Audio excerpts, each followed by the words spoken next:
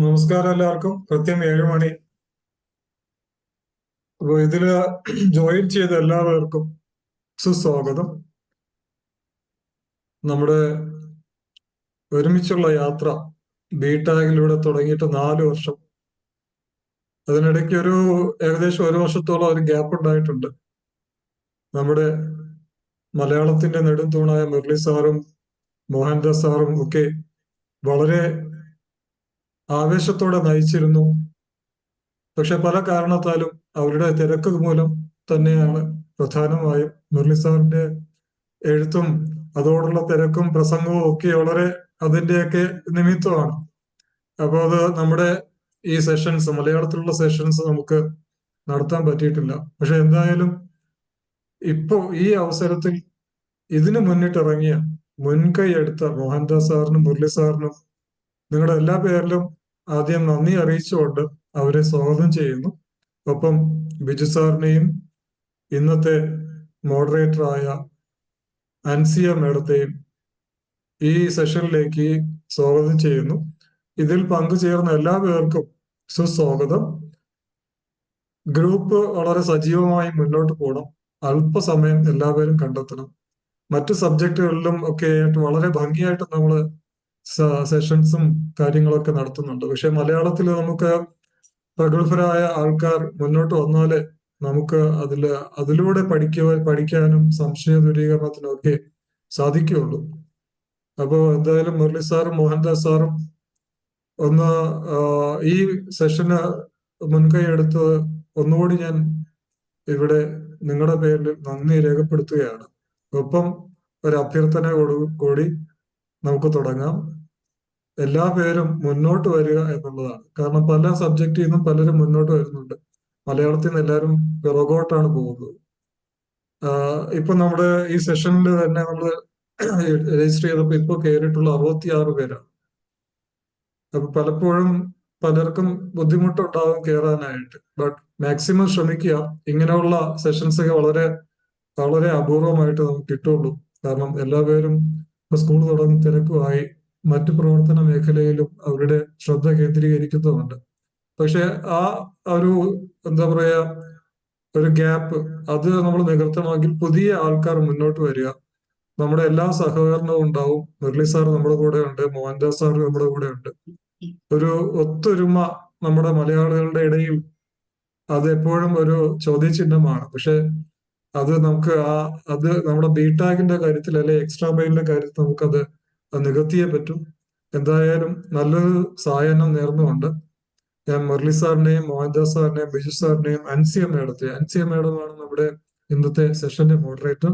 Ansiya madam Murali സാറിന്റെ അല്ലമീർ public സ്കൂളിലെ English സ്കൂളിലെ അജ്മാനിലെ അധ്യാപികയാണ്. വളരെ പ്രഗത്ഭയായ ഒരു അധ്യാപികയാണ്. എന്തായാലും വളരെ സന്തോഷം അൻസിയ മേം മുന്നോട്ട് വന്നതിൽ. ഈ സന്ദർഭത്തിൽ എല്ലാവരുടെ പേരിൽ എല്ലാ പേർക്കും നന്ദി രേഖപ്പെടുത്തുകയും സ്വാഗതം അറിയുകയും ചെയ്യും. നമുക്ക് സെഷനിലേക്ക് പോവാം. അതിനായിട്ട് ഈ പ്ലാറ്റ്ഫോം ഞാൻ അൻസിയ മേഡത്തിന് കൈമാറും. നന്ദി. Thank you. Thank you sir. Thank you, sir. Am I audible? Yes, Yes, proceed. yes. Yes, sir. Thank you, sir. എല്ലാവർക്കും എൻ്റെ നമസ്കാരം. തന്നതില്ല പരനുള്ളു കാട്ടുവാൻ ഒന്നുമേ നരൻ ഉപായമീശ്വരൻ ഇന്നു ഭാഷ ഇത് അപൂർണമിങ്ങഹോ വന്നുപോ പിഴയും അർത്ഥശങ്കയാൽ. ആദ്യമായിട്ടാണ് ഞാൻ നിങ്ങളുടെ മുന്നിലേക്ക് വരുന്നത്. അതുകൊണ്ട് തന്നെ എനിക്കറിയില്ല എൻ്റെ വാക്കുകൾ എത്രത്തോളം അതിൻ്റെ ശരിയായ അർത്ഥത്തിൽ നിങ്ങളിൽ എത്തിച്ചേരും എന്നുള്ളത്. ആ ഒരു പേടിയോടുകൂടി തന്നെയാണ് ഞാൻ ഈ സെഷനിൽ നിങ്ങളോടൊപ്പം പങ്കുചേരുന്നത്. ഒരിക്കൽ കൂടി എല്ലാവർക്കും നമസ്കാരം. ഭാരത് സഹോദയയുടെ കീഴിലുള്ള extra mile education and training ടീമിന്റെ മലയാള വിഭാഗം നടത്തുന്ന പുതിയ സെഷനിലേക്ക് എല്ലാവരെയും ഞാൻ സ്വാഗതം ചെയ്യുന്നു. അതിലൊരു തിരുത്തുണ്ട് മാഡം. ഭാരത് സഹോദരിയുടെ കീഴിലുള്ളതല്ല, ഇൻഡിപെൻഡന്റ് ആണ് extra mile. Okay sir, sorry sir. Okay. അപ്പോ എന്തും ഈശ്വരാനുഗ്രഹത്തോടു കൂടി ആരംഭിക്കുന്നതാണല്ലോ ഉത്തമം. അതുകൊണ്ട് തന്നെ ഈശ്വര പ്രാർത്ഥനയോടെ നമ്മുടെ സെഷൻ നമുക്കൊന്ന് ആരംഭിക്കാം. ബിജു സാർ, ഈശ്വര പ്രാർത്ഥന. Biju sir. Yes, sir. Yes, sir. Okay okay.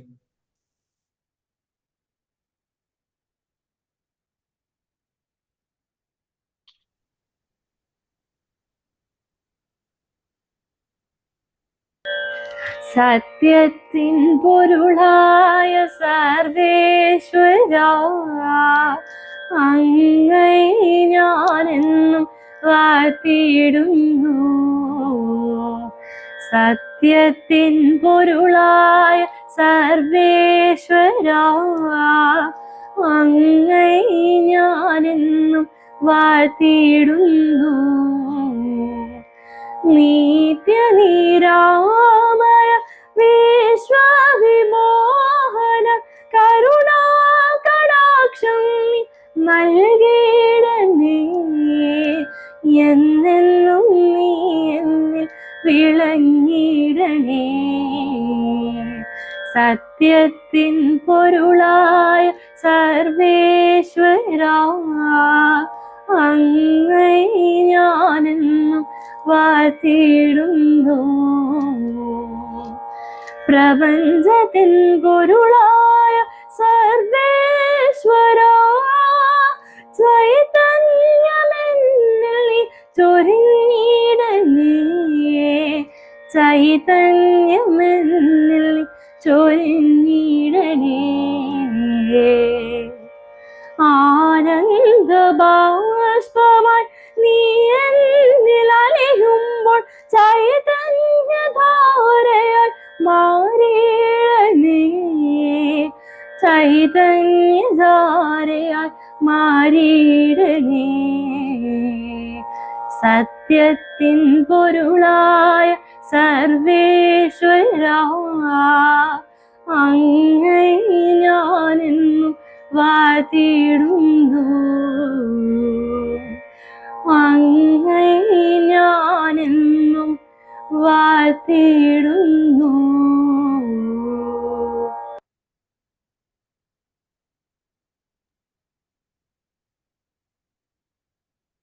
Ansiya മാം, ആ കുട്ടിയുടെ പേരും yes. സ്കൂളും. എന്താണ് സർ? പ്രാർത്ഥന ചൊല്ലിയ കുട്ടിയുടെ പേരും സ്കൂളും അറിഞ്ഞേക്കുള്ളായിരുന്നു. പ്രാർത്ഥന മോഹൻദാസ് സാർ. പ്രാർത്ഥന ചൊല്ലിയത് ഇന്ത്യൻ സ്കൂളിലെ വിദ്യാർത്ഥിയാണ്. ആ പ്രാർത്ഥന ഗാനം അത് രചിച്ചത് മഹേഷ് സാറ്, സംഗീതം ചെയ്തത് നമ്മുടെ സ്കൂളിലെ മഹേഷ് സാറ്. Very good. വളരെ കൃത്യമായി, വളരെ കൃത്യമായി. Thank you sir. വളരെ വളരെ നന്നായിട്ടുണ്ട് സാർ. ഞാൻ അറിയിക്കാം. Okay sir. അപ്പോ നമുക്ക് എല്ലാവർക്കും അറിയാം 9, 10 ക്ലാസ്സുകളിലെ ഈ വർഷത്തെ സിലബസ് മാറിയിട്ടില്ല എന്നുള്ളത്. അതുപോലെ തന്നെ ഈ വർഷത്തെ അധ്യാപക പരിശീലനവും അധ്യയന പ്രക്രിയയും ഇതിനോടകം എല്ലാ സ്കൂളുകളിലും ആരംഭിച്ചു കഴിഞ്ഞു.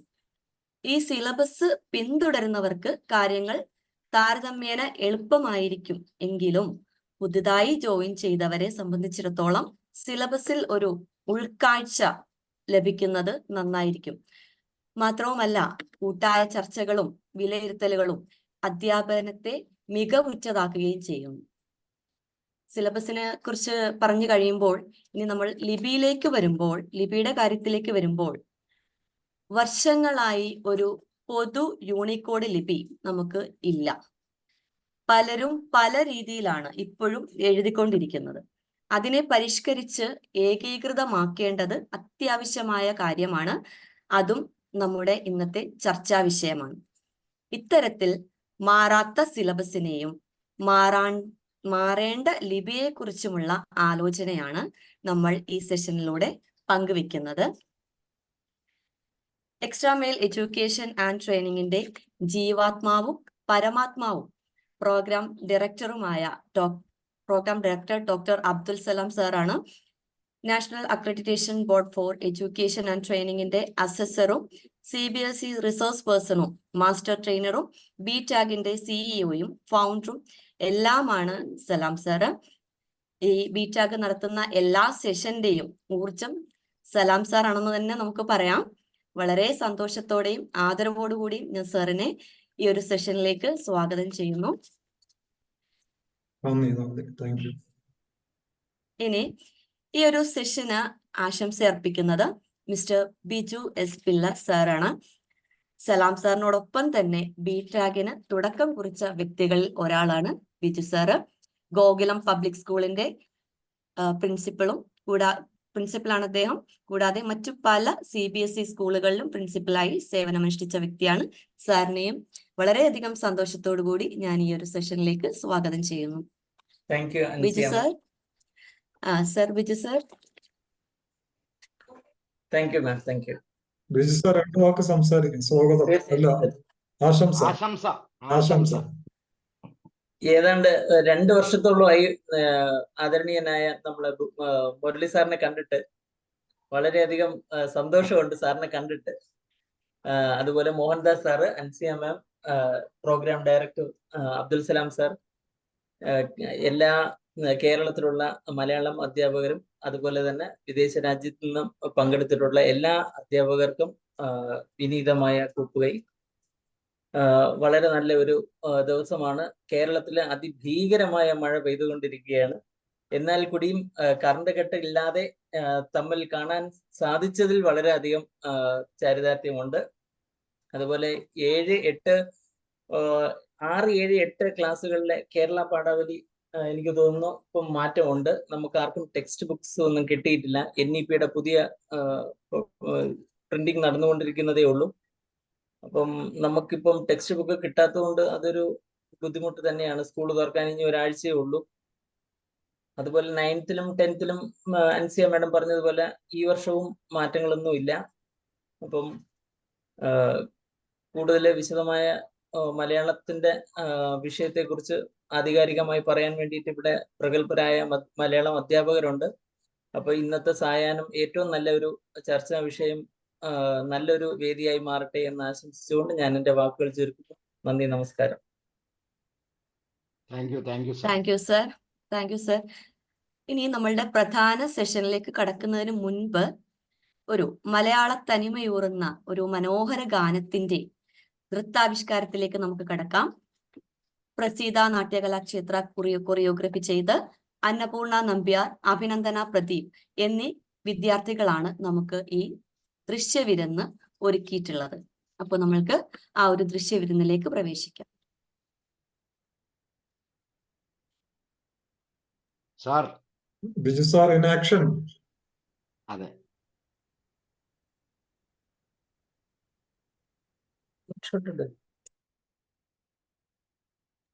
Coming. Yeah. We will wait, sir.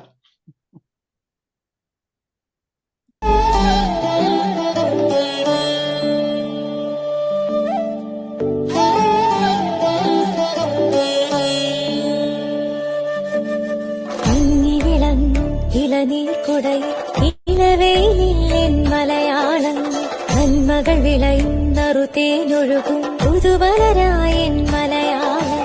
തെക്കൻ കാറ്റിലാടി മൗനവീണ വീട്ടി പൂമരങ്ങൾ പുൽകി ഭൂതലം തഴുകി നിന്നിൽ നിന്നു വിരിയും കാവ്യം ഹരിതഭാവലാസ്യം. ഇന്നി വിളങ്ങും ഇളനീർ കുടയിൽ ഇലവേനിൽ മലയാളം നന്മകൾ വിളയുന്നറുതേനൊഴുകും പുതുവലരായൻ മലയാളം.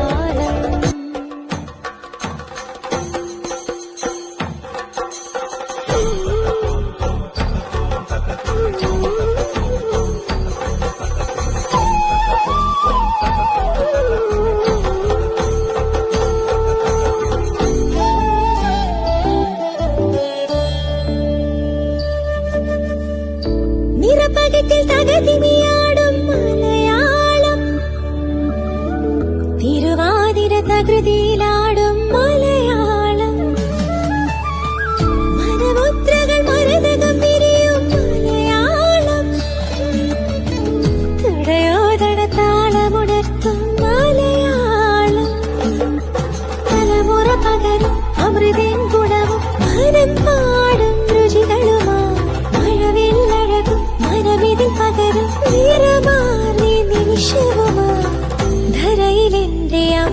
മലയാളം ഇന്നകം നിറയും നന്മ മലയാളം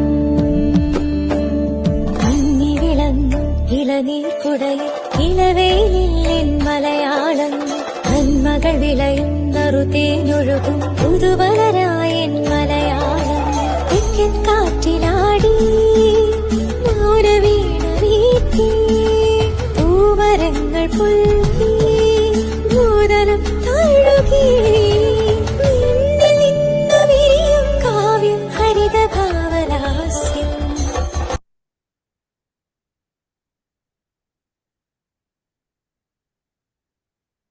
ഓക്കെ, ഇനി അടുത്തതായി ഇന്നത്തെ നമ്മുടെ റിസോഴ്സ് പേഴ്സണിലേക്ക് കിടക്കാം. ആദ്യമായി മിസ്റ്റർ മുരളി മംഗലത്ത് സാറാണ്. സാറിനെ കുറിച്ച് ഞാൻ പ്രത്യേകിച്ച് പറയേണ്ട ആവശ്യമില്ല, എങ്കിൽ കൂടി എല്ലാവർക്കും അറിയാവുന്ന വ്യക്തിത്വമാണ്. UAE-യിൽ നീണ്ട 37 വർഷമായി അധ്യാപകനാണ് അദ്ദേഹം. UAE-യിൽ വോക്ക് റേഡിയോയിൽ കാവ്യം എന്ന പരിപാടിയും NTV-യിൽ മൈ ടീച്ചർ മലയാളം എന്ന പരിപാടിയും സ്ഥിരമായി അവതരിപ്പിച്ചിരുന്നു. ഇപ്പോൾ അജ്മാൻ അൽ-അമീർ ഇംഗ്ലീഷ് സ്കൂളിൽ അധ്യാപകനാണ്. അദ്ദേഹത്തിൻ്റെതായി 9ഓളം കൃതികൾ ഇതുവരെ പബ്ലിഷ് ചെയ്തിട്ടുണ്ട്. ഇനി 10ാമത്തേതായ ഒരു കൃതി ഇനി പബ്ലിഷ് ചെയ്യാനിരിക്കുന്നു. സാറിനെ ഞാൻ ഈ സെഷനിലേക്ക് ആദരപൂർവ്വം ക്ഷണിക്കുന്നു. നമസ്കാരം.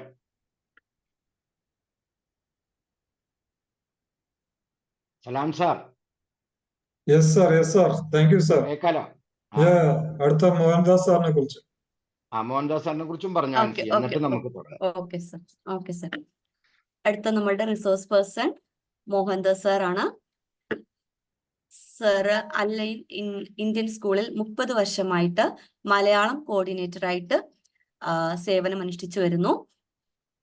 പിന്നീട് Varkala SN college, university college Trivandrum എന്നിവിടങ്ങളിൽ അധ്യാപകനായി സേവനം അനുഷ്ഠിച്ചിട്ടുണ്ട്. പിന്നീട് സാറിനെ കുറിച്ച് പറയുമ്പോൾ നമ്മുടെ വേദികളിലൊക്കെ രസകരമായിട്ടുള്ള ഒരു സാന്നിധ്യം തന്നെയാണ് മോഹൻദാസ് സാറ്. സാറിനെയും ഞാൻ ഈ സെഷനിലേക്ക് വളരെയധികം ആദരവോടുകൂടിയും സന്തോഷത്തോടു കൂടിയും സ്വാഗതം ചെയ്യുന്നു. മോഹൻദാസ് സാർ പോയോ? മോഹൻദാസ് സാർ ഇല്ലേ? ഉണ്ടല്ലോ. ഇല്ല സാർ, നമസ്കാരം. ചില തിരുത്തലുകളുണ്ട്, അത് പറയേ.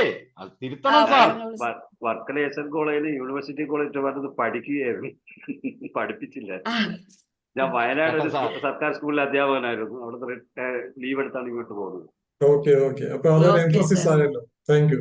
അതെ, എന്തായാലും ഒരു എക്സ്ട്രാ മൈൽ കിടക്കട്ടെ സാർ.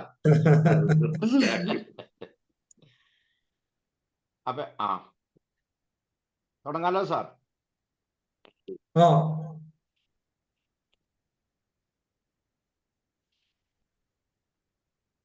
പ്രിയപ്പെട്ട എക്സ്ട്രാ മൈലിലെ എൻ്റെ മലയാളം സഹപ്രവർത്തകര്, അബ്ദുൽ സലാം സാർ എന്ന് പറയുന്നത് ഞങ്ങളെ വളരെ വളരെ വർഷങ്ങളായിട്ടുള്ള ഒരു ബന്ധമാണ്. ശരിക്കും ഞങ്ങൾ ഒരുമിച്ച് അറിയാൻ നിങ്ങൾക്ക് വർക്ക് ചെയ്തിട്ടുള്ളതാണ്. പിന്നീട് അദ്ദേഹം ഓക്സ്ഫോർഡിലേക്കും പിന്നീട് ബാംഗ്ലൂരിലേക്കും ഒക്കെ അദ്ദേഹം എന്താ പറയുക യാത്ര ചെയ്യുമ്പോഴും ഈ ഒരു കാര്യം എന്ന് വെച്ചാൽ CBSE സ്കൂളുകളിലെ ടീച്ചേഴ്സ്, അവരുടെ സബ്ജക്ട്സ്, ഈ വക കാര്യങ്ങളൊക്കെ ഏറ്റവും നല്ല രീതിയിൽ തന്നെ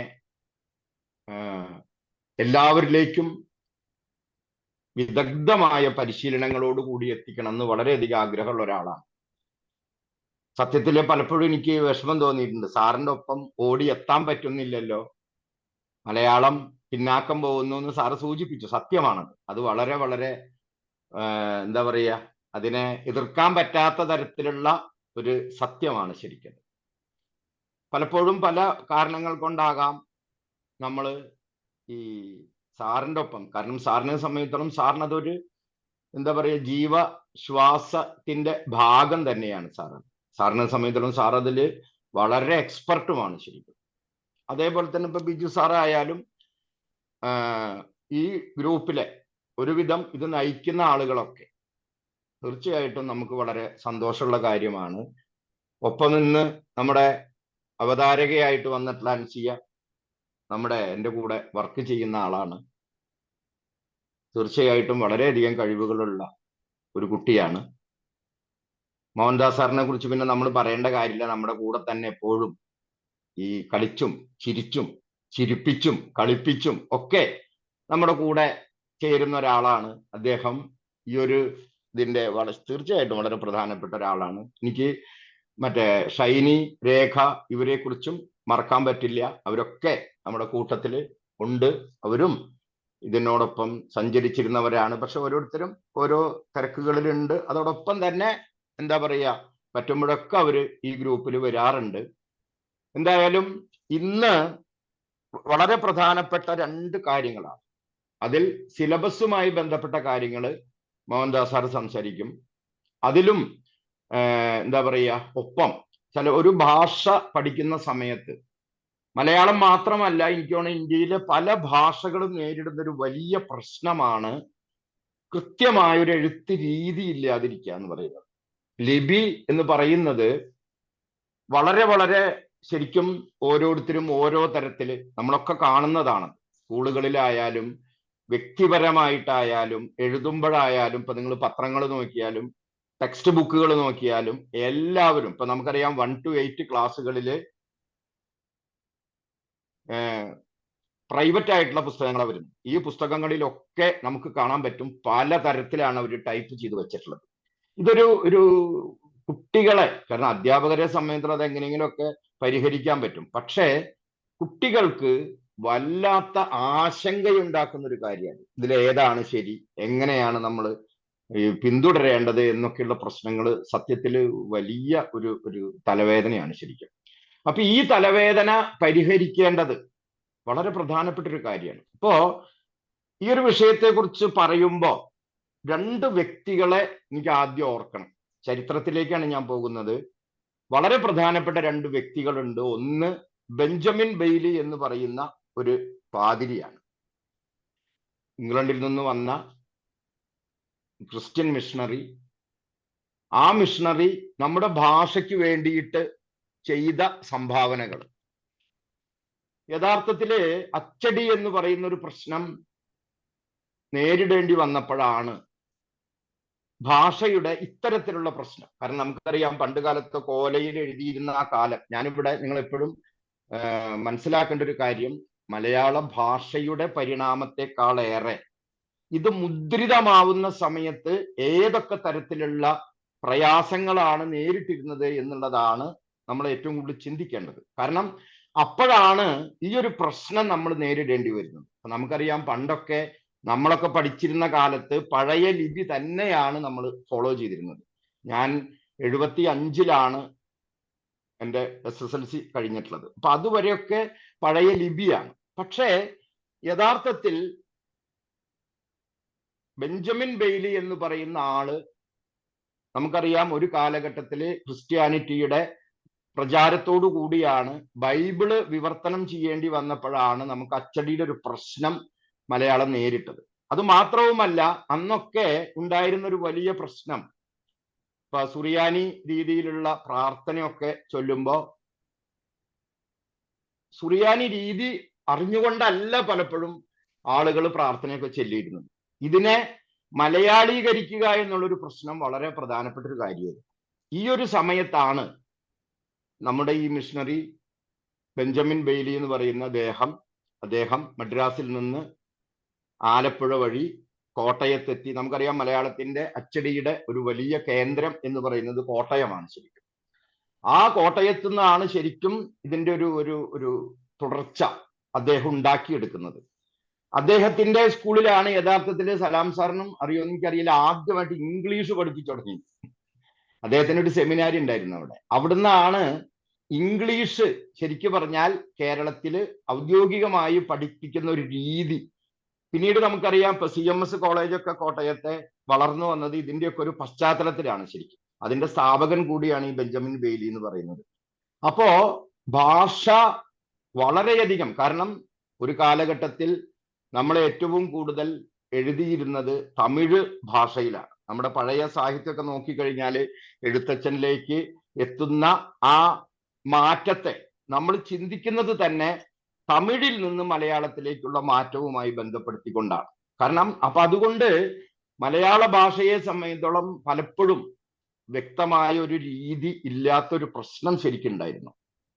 അവിടെ നിന്ന് സാഹിത്യത്തിൽ ഒരു വശത്ത് ഇതൊക്കെ നമുക്കറിയാം, ഓലയിലൂടെ മറ്റു രീതികളിലൊക്കെ നടക്കുമ്പോഴും മോഡേൺ കാലഘട്ടത്തിലേക്ക് എത്തുമ്പോഴാണ് ഈ ഒരു പ്രശ്നം ഏറ്റവും കൂടുതൽ നേരിടേണ്ടി വരുന്നത്.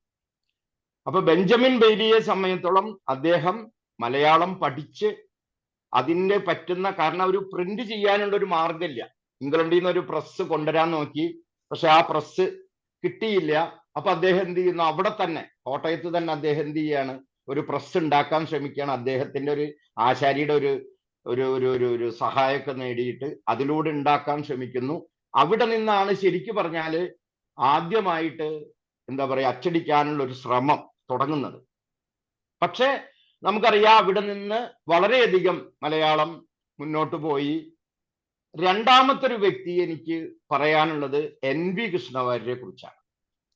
ഭാഷാ ഇൻസ്റ്റിറ്റ്യൂട്ടുമായി ബന്ധപ്പെട്ടാണ്. കാരണം മലയാളത്തില് ഈ വിവർത്തനങ്ങളുടെ പ്രശ്നം വരുന്നു, അതേപോലെ തന്നെ ടൈപ്പ് ചെയ്യേണ്ട ഒരു പ്രശ്നം വരുന്നു. ആ സമയത്താണ് യഥാർത്ഥത്തിൽ ലിപികളൊക്കെ പരിഷ്കരിക്കാൻ നമ്മൾ തയ്യാറായത് തന്നെ. അതിനു മുമ്പ് പഴയ ലിപി എഴുതിക്കൊണ്ടിരിക്കുന്ന ഒരു രീതിയായിരുന്നു. പക്ഷെ ടൈപ്പ് ചെയ്യേണ്ടി വന്ന സമയത്തിലാണ്, പ്രിന്റ് ചെയ്യേണ്ടിയൊക്കെ വരുമ്പോഴാണ്, കാരണം അക്ഷരങ്ങൾ അത്രയധികം വരുമ്പോൾ നമ്മളെ സംബന്ധിച്ചിടത്തോളം വളരെയധികം ബുദ്ധിമുട്ടുണ്ട് ശരിക്കും. ഈ ബുദ്ധിമുട്ടുകൾ കുറയ്ക്കുന്നതിന്റെ ഭാഗമായിട്ടാണ് ഈ ലിപി പരിഷ്കരണം എന്ന് പറയുന്ന ഒരു പ്രശ്നം. വെച്ചാൽ സ്ക്രിപ്റ്റ് എന്ന് നമ്മൾ പറയുന്ന പലതരത്തിലുള്ള പല അക്ഷരങ്ങൾ ആവർത്തിച്ച് വരാതിരിക്കാൻ വേണ്ടിയിട്ട് ചിഹ്നങ്ങളെയൊക്കെ സെപ്പറേറ്റ് ആക്കി അതിനനുസരിച്ച് ഒരു രീതി യഥാർത്ഥത്തിൽ തുടക്കം കുറിച്ചത് NV കൃഷ്ണവാര്യരാണ്. കാരണം കൃഷ്ണവാര്യരോട് മലയാള ഭാഷ ശരിക്കും വളരെയധികം കടപ്പെട്ട് കിടക്കുന്ന ഒരു കാര്യമാണ്. അതും കഴിഞ്ഞിട്ട് പിന്നീട് നമ്മളൊന്ന് നോക്കിക്കഴിഞ്ഞാല് മലയാള തനിമ എന്ന പേരില് മലയാള ഭാഷയുടെ തന്നെ മാറ്റങ്ങൾക്ക് വേണ്ടിയിട്ട് അതിന് തുടക്കം കുറിച്ചത് ഇതേപോലെ മറ്റൊരു വലിയ പ്രധാനപ്പെട്ട ഒരു മലയാളിയാണ്. അദ്ദേഹത്തിന്റെ പേര് EMS നമ്പൂതിരിപ്പാട് എന്നാണ്. നമുക്കറിയാം, കേരളത്തെക്കുറിച്ച് ആദ്യം സ്വപ്നം കണ്ട, കേരളം മലയാളികളുടെ മാതൃഭൂമി എന്ന് സ്വപ്നം കണ്ട ഒരു വ്യക്തിയായിരുന്നു EMS നമ്പൂതിരിപ്പാട്. കാരണം EMS നമ്പൂതിരിപ്പാടാണ് ശരിക്കും ഈ മലയാള തനിമയുമായി ബന്ധപ്പെട്ട കാര്യങ്ങളിലേക്ക് മലയാളത്തെ കൊണ്ടുപോകാൻ ഒരു ശ്രമം നടത്തിയത്. ആ കാലഘട്ടത്തിലാണ് യഥാർത്ഥത്തില് നമുക്ക് വേണ്ടിയിട്ട് ഈ ഇപ്പൊ ഒരു പുതിയ പുസ്തകം ഇറങ്ങിയിട്ടുണ്ട്. അതിനു മുമ്പ് നമ്മൾ ചിന്തിക്കേണ്ട ഒരു പുസ്തകമുണ്ട്. യഥാർത്ഥത്തിൽ അതിന്റെ പേര് മലയാളം അച്ചടിയും എഴുത്തും ഒരു സ്റ്റൈൽ പുസ്തകം എന്നാണ്. ഇതിന്റെ ഒരു പ്രത്യേകത, ഈ ഒരു പുസ്തകത്തിലാണ് യഥാർത്ഥത്തിൽ, ഒരു പുസ്തകം എന്ന് പറഞ്ഞാൽ അത്ര വലിയൊരു പുസ്തകമൊന്നുമല്ല, ഇതിൻ്റെ ഉള്ളിൽ നമ്മുടെ അക്ഷരങ്ങളെ ക്രമീകരിക്കാൻ ശ്രമിച്ചിട്ടുണ്ട്. അതോടൊപ്പം തന്നെ ലിപികളെ ഏതൊക്കെ തരത്തിൽ നമുക്ക് ഉപയോഗിക്കാൻ പറ്റും, ഏതൊക്കെ ഇതിലൊരു വലിയൊരു പ്രശ്നം എന്താന്ന് വെച്ചാല് ഇതുമായിട്ട് സഹകരിക്കാൻ കേരളത്തിലെ ഭാഷാശാസ്ത്രജ്ഞന്മാര്, കാരണം പണ്ടൊക്കെ നമ്മൾ വൈയാകരണന്മാരെയാണ് ഫോളോ ചെയ്തിരുന്നത്. വെച്ചാൽ ഗ്രാമറിനെ ബേസ് ചെയ്തിട്ടാണ് ഭാഷ പലപ്പോഴും മുന്നോട്ട് പോയിക്കൊണ്ടിരുന്നത്. പക്ഷെ പ്രബോധചന്ദ്രൻ നായരെ പോലെയുള്ള ആളുകള് പിന്നീട് ഈ ഒരു രംഗത്തേക്ക് വരുമ്പോ വളരെയധികം ഏതൊക്കെ തരത്തിൽ നമ്മുടെ ഭാഷ എല്ലാവർക്കും സുഗമമാകുന്ന രീതിയിൽ, അതാണ് പ്രശ്നം. കാരണം ഏറ്റവും വലിയ പ്രശ്നം എന്താന്ന് വെച്ചാല് കട്ടിയായ ഭാഷയിൽ പലപ്പോഴും കുട്ടികൾക്ക് മനസ്സിലാവാത്ത രീതിയിൽ പല, ഞാൻ നേരത്തെ സൂചിപ്പിച്ചത്, ഒരാൾ എഴുതുന്ന പോലെയല്ല വേറൊരാൾ എഴുതുക, ആ ആൾ എഴുതുന്നത് ഈ ആൾ എഴുതിക്ക് ചിലപ്പോൾ പിടിക്കണം എന്നില്ല. അപ്പൊ അവര് പറയും പഴയതാണ് ശരി, പുതിയതാണ് ശരി എന്ന് പറഞ്ഞിട്ട് ഒരു ഒരു ഒരു ഒരു ഉറപ്പില്ലാത്ത, പൻസിയ ഫസ്റ്റിൽ സൂചിപ്പിച്ച പോലെ ഒരു യൂണിക്കോഡ്, ഒരു സിസ്റ്റം യഥാർത്ഥത്തിൽ മലയാളത്തിൽ അതിപ്പോഴും ഇല്ല. ഇപ്പോഴും പരിപൂർണമായിട്ട് അങ്ങനത്തെ ഒരു സിസ്റ്റം ഉണ്ടായി എന്നൊന്നും പറയാൻ പറ്റില്ല. കാരണം ഇപ്പോഴും ആ പ്രശ്നങ്ങളൊക്കെ പത്രങ്ങൾ നിങ്ങൾ എടുത്തു കഴിഞ്ഞാൽ, അതേപോലെ തന്നെ ടെക്സ്റ്റ് ബുക്കുകൾ എടുത്തു കഴിഞ്ഞാലൊക്കെ ഈ ഒരു പ്രശ്നം വളരെയധികം മുന്നോട്ട് നിൽക്കുന്നുണ്ട്. അപ്പോ നമ്മൾ ചിന്തിക്കേണ്ടത് എന്താണ്, ഏതൊക്കെ തരത്തിൽ നമുക്കിതിനെ മാറ്റിയെടുക്കാം. അപ്പൊ നമുക്കറിയാം, ആദ്യം നമ്മൾ അക്ഷരമാലയുടെ ഒരു ഇത് എടുത്ത തന്നെ ഏറ്റവും പ്രധാനപ്പെട്ട ഒരു പ്രശ്നമാണ് നമുക്ക് അക്ഷരമാല എന്ന് പറയുന്നത്. നമുക്കറിയാം പണ്ട് കാലത്ത് ഔ അം ആ വരെയുള്ള അക്ഷരമാലയാണ് സ്വരങ്ങളിൽ നമ്മൾ എടുത്തിരുന്നത്. അ ഇ ഈ ഉ റ്, റേനൊരു ദീർഘം ഉണ്ടായിരുന്നു, എ എ ഐ ഒ ഓ ഔ അം അ. പക്ഷേ പുതിയ രീതി അനുസരിച്ച് നമുക്ക് ഔ വരെ ആവശ്യമുള്ളൂ. എന്താ കാരണം എന്ന് പറഞ്ഞാൽ ആ എന്ന് പറയുന്നത് രണ്ട് ചിഹ്നങ്ങൾ മാത്രമാണ്. യഥാർത്ഥത്തിൽ എന്ന് പറയുന്നത് നമുക്കറിയാം, ഒരു നമ്മൾ നാടൻ ഭാഷയിൽ മുറുക്കം എന്ന് പറയും ശരിക്കും, അല്ലെ? സാധാരണയായിട്ടാണ് നമുക്ക് കാണാൻ പറ്റും. ഈ അതേപോലെ തന്നെ വിസർഗം എന്ന് വരുന്നത് രണ്ട് കുത്ത് ഇടുന്ന സംസ്കൃതത്തിൽ, അത് നമ്മുടെ മലയാള ഭാഷയുടെ പദങ്ങൾക്ക് അത്ര കാര്യമായിട്ട് വരുന്നൊരു കാര്യമല്ല. പക്ഷേ മലയാളത്തിൽ വളരെയധികം കുറച്ച് വാക്കുകൾ നമുക്കുള്ളത് കൊണ്ട് അത് ഒഴിവാക്കാൻ പറ്റും. പക്ഷെ അതിന് രണ്ട് ചിഹ്നങ്ങൾ മാത്രമായിട്ട് നമ്മൾ കണ്ടാൽ മതി. അങ്ങനെ നമ്മൾ കാണുമ്പോൾ ആ ഒരു പ്രശ്നം നമുക്ക് എന്ത് ചെയ്യാൻ പറ്റും? ചിഹ്നങ്ങളുടെ കൂട്ടത്തിലേക്ക് നമുക്ക് മാറ്റാൻ പറ്റും. സ്വരങ്ങൾ യഥാർത്ഥത്തിൽ 13 സ്വരങ്ങളെ നമ്മൾ കുട്ടികളെ പഠിപ്പിക്കേണ്ട ആവശ്യമുള്ളൂ ശരിക്കും. ചില ആ തൊട്ട് ഔ വരെയുള്ള സ്വരങ്ങൾ, ഈ സ്വരങ്ങൾ തന്നെ അവർക്ക് കിട്ടിക്കഴിഞ്ഞാൽ നമുക്കറിയാം. പിന്നെ വ്യഞ്ജനങ്ങൾ നമ്മൾ വരികയാണെങ്കിൽ ക ഖ ഗ തൊട്ട് ഷ ഷ സ ഹ ള ഴ റ വരെയുള്ള ഏകദേശം 36 വ്യഞ്ജനാക്ഷരങ്ങൾ നമുക്ക് വരുന്നുണ്ട്. കൂട്ടക്ഷരങ്ങൾ ഞാൻ കൂട്ടിയിട്ടില്ല, ചില്ലക്ഷരങ്ങളെ കുറിച്ച് ഞാൻ പറഞ്ഞിട്ടില്ല. ഈ ഒറ്റയായിട്ടുള്ള അക്ഷരങ്ങൾ എടുത്താൽ തന്നെ ഏകദേശം 36 അക്ഷരങ്ങൾ നമുക്ക് വരുന്നുണ്ട്. ഈ ഒരു അക്ഷരങ്ങൾ നേരത്തെ നമ്മൾ സൂചിപ്പിച്ച സ്വരങ്ങളുടെ മാത്രകൾ ഉപയോഗിച്ചുകൊണ്ട് നമ്മൾ അവരെ പരിശീലിപ്പിച്ചു കഴിഞ്ഞാൽ, ഇപ്പൊ നമുക്കറിയാം ക എന്നുള്ള ഒരു അക്ഷരം യഥാർത്ഥത്തിൽ ക എന്ന് പറയുന്ന സൗണ്ടും ആ എന്ന് പറയുന്ന സ്വരം കൂടി ചേരുമ്പോഴാണ് കായായിട്ട് മാറുന്നത്. അല്ലാതെ അത് ഒറ്റയ്ക്ക് നിൽക്കുന്ന ഒരു വ്യഞ്ജനമല്ല. ശരിക്കും ഒറ്റയ്ക്ക് നിൽക്കുന്ന വ്യഞ്ജനങ്ങൾ എന്ന് പറയുന്നത് ചില്ലുകൾ മാത്രമാണ്, ചില്ലക്ഷരം മാത്രമാണ് യഥാർത്ഥത്തിൽ ഒറ്റയ്ക്ക് നിൽക്കുന്നത്. ബാക്കി സ്വരങ്ങൾക്ക് മാത്രമേ ഒറ്റയ്ക്ക് നിൽക്കാൻ പറ്റുള്ളൂ. സ്വരങ്ങൾ ചേർത്തുകൊണ്ട് മാത്രമാണ് നമ്മൾ എന്ത് ചെയ്യുന്നത്? ഈ അക്ഷരങ്ങളെ ഉച്ചരിക്കുന്നത്. അപ്പോ സ്വരമാത്രകൾ ഇതുമായിട്ട് ഘടിപ്പിച്ചു കഴിഞ്ഞാൽ തീർച്ചയായിട്ടും അവരെ സംബന്ധിച്ചിടത്തോളം അങ്ങനത്തെ ഒരു പ്രശ്നം വരില്ല, അവർക്കത് ഇതാക്കാൻ പറ്റും. ഇനി കൂട്ടക്ഷരങ്ങളിലേക്ക് നമ്മൾ പോയി കഴിഞ്ഞാൽ ഒരേ അക്ഷരങ്ങളുടെ കൂട്ടക്ഷരങ്ങൾ നമ്മൾ സാധാരണ ക ച ട ത പ ഗ അതേപോലെ ജ അങ്ങനത്തെ സെയിം ലെറ്റേഴ്സിന്റെ കൂട്ടക്ഷരങ്ങളൊക്കെ നമുക്ക് കൂട്ടക്ഷരങ്ങളായി തന്നെ നമുക്കുണ്ട്. അത് നമ്മൾ ഇപ്പോഴും മാറ്റേണ്ട കാര്യമില്ല, ആ രീതിയിൽ നമുക്ക് എഴുതാം.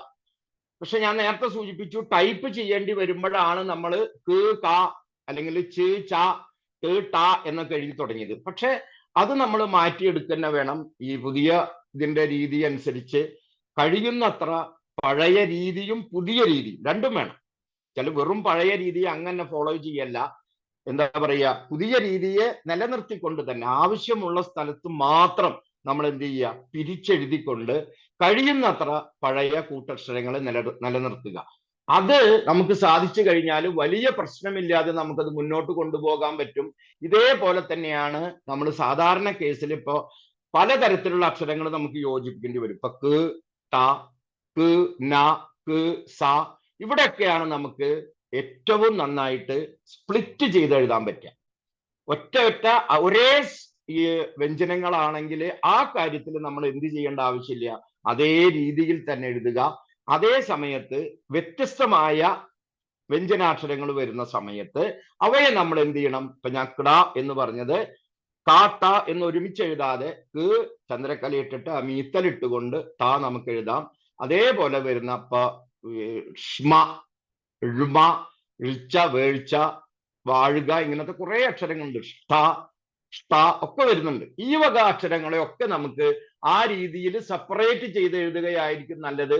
അങ്ങനെ ആവുമ്പോൾ വലിയ പ്രശ്നം വരില്ല. ഇനി പലപ്പോഴും നമുക്ക് വരുന്ന ഒരു പ്രശ്നം എന്താ പറയാ, ചില്ലക്ഷരങ്ങൾക്ക് ശേഷം വരുന്ന അക്ഷരങ്ങളെ ഇപ്പൊ നമ്മൾ കർമ്മം എന്ന് എഴുതാറുണ്ട്, അതേപോലെ തന്നെ കർണൻ എന്ന് എഴുതാറുണ്ട്, സ്വർണം എന്ന് എഴുതേണ്ടി വരും. ഈ വക പ്രശ്നങ്ങളിൽ ക ച ട ത പ എന്ന് വരുന്ന ഖരാക്ഷരങ്ങളിലെ ആദ്യത്തെ അക്ഷരങ്ങളെ കഴിയുന്നത്ര കൂട്ടക്ഷരമായി തന്നെ എഴുതുക. അപ്പൊ അത് ആ രീതിയിൽ നമുക്ക് നിലനിർത്താൻ പറ്റും. അതിന് മാറ്റം വരുത്താതിരിക്കുകയാണ് എപ്പോഴും നല്ലത്. അല്ലാത്ത സന്ദർഭങ്ങളിൽ അല്ലാതെ വരുന്ന വാക്കുകൾ ഞാൻ ഉദ്ദേശിച്ചത് ഇപ്പൊ ചർക്കയായിക്കൊള്ളട്ടെ, അർക്കനായിക്കൊള്ളട്ടെ, ഈ ചേർച്ചയായിക്കൊള്ളട്ടെ, ഉയർച്ചയായിക്കൊള്ളട്ടെ, പട്ട പാർട്ടി, അതേപോലെ വാർത്ത ഭർത്താവ്, പകർപ്പ്, ഈ വക കാര്യങ്ങളിലൊക്കെ അവൾക്ക് അവിടെയൊക്കെ ഈ അക്ഷരങ്ങൾ കൂട്ടക്ഷരമായി തന്നെ എഴുതുകയാണ് നല്ലത്. അതിനെ നമ്മൾ സിംഗിൾ എഴുതാതിരിക്കുക. ഞാൻ ഉദ്ദേശിക്കുന്നത് കരാക്ഷരങ്ങളിൽ ക, ച, ട, ത, പ ഈ അക്ഷരങ്ങളെ കഴിയുന്നത്ര കൂട്ടക്ഷരമായി തന്നെ ഇതിന് ശേഷം ചില്ലിന് ശേഷം എഴുതുകയാണ് നല്ലത്. അത് ഒറ്റ അക്ഷരം എഴുതരുത്. കാരണം അങ്ങനെ എഴുതി കഴിഞ്ഞാൽ നമുക്ക് ഉച്ചാരണത്തിന്റെ സുഖം പലപ്പോഴും കിട്ടില്ല. അതൊരു പ്രശ്നം. അതിനുശേഷം നമ്മൾ നോക്കേണ്ട ഒരു കാര്യം, ചില കാര്യങ്ങളിൽ ഇപ്പോ ചില സന്ദർഭങ്ങളിൽ നമ്മൾ ഇരട്ടിക്കാതെ വരും. ഇപ്പോ വേർപാട് എന്ന് പറയുന്ന ഒരു വാക്ക്, മാർഗഴി എന്ന് പറയുന്ന, കാരണം അവിടെയൊക്കെയുള്ള ഒരു പ്രശ്നം എന്താന്ന് വെച്ചാൽ അക്ഷരങ്ങളിൽ തന്നെ അതിന്റെ ഉച്ചാരണം പലപ്പോഴും കാ, ച, ട, ത, പ ആണെങ്കിലും ഇരട്ടിച്ചല്ല വരുന്നത്. അങ്ങനത്തെ സന്ദർഭങ്ങളിൽ നമ്മളിപ്പോ വേർപാട്, മാർഗഴി, വാർതിങ്കൾ, കാർകൂന്തൽ, ഉമ്പർകോൻ, അവർകൾ, നൽകുക, പുൽകുക, ചൊൽക ഇവിടെയൊക്കെ നമ്മൾ കൂട്ടക്ഷരം എഴുതാൻ പറ്റില്ല. കാരണം അവിടെയൊക്കെ അത് പ്രശ്നം വരും. കാരണം എന്താണെന്ന് വെച്ചാൽ വേർപാട് എന്ന് എഴുതരുത്, മാർക്കഴി എന്ന് എഴുതരുത്, ചൊൽക്ക എന്ന് എഴുതരുത്. കാരണം അവിടെ ഉച്ചാരണത്തിന്റെ, അത് നമ്മൾ പലപ്പോഴും ലിംഗ്വിസ്റ്റിക്സ് പറയുന്ന ഒരു പ്രശ്നം, ഉച്ചാരണത്തോട് നമ്മൾ മാക്സിമം യോജിച്ച് നിന്നുകൊണ്ട് ചെയ്യുക എന്നുള്ളതാണ്.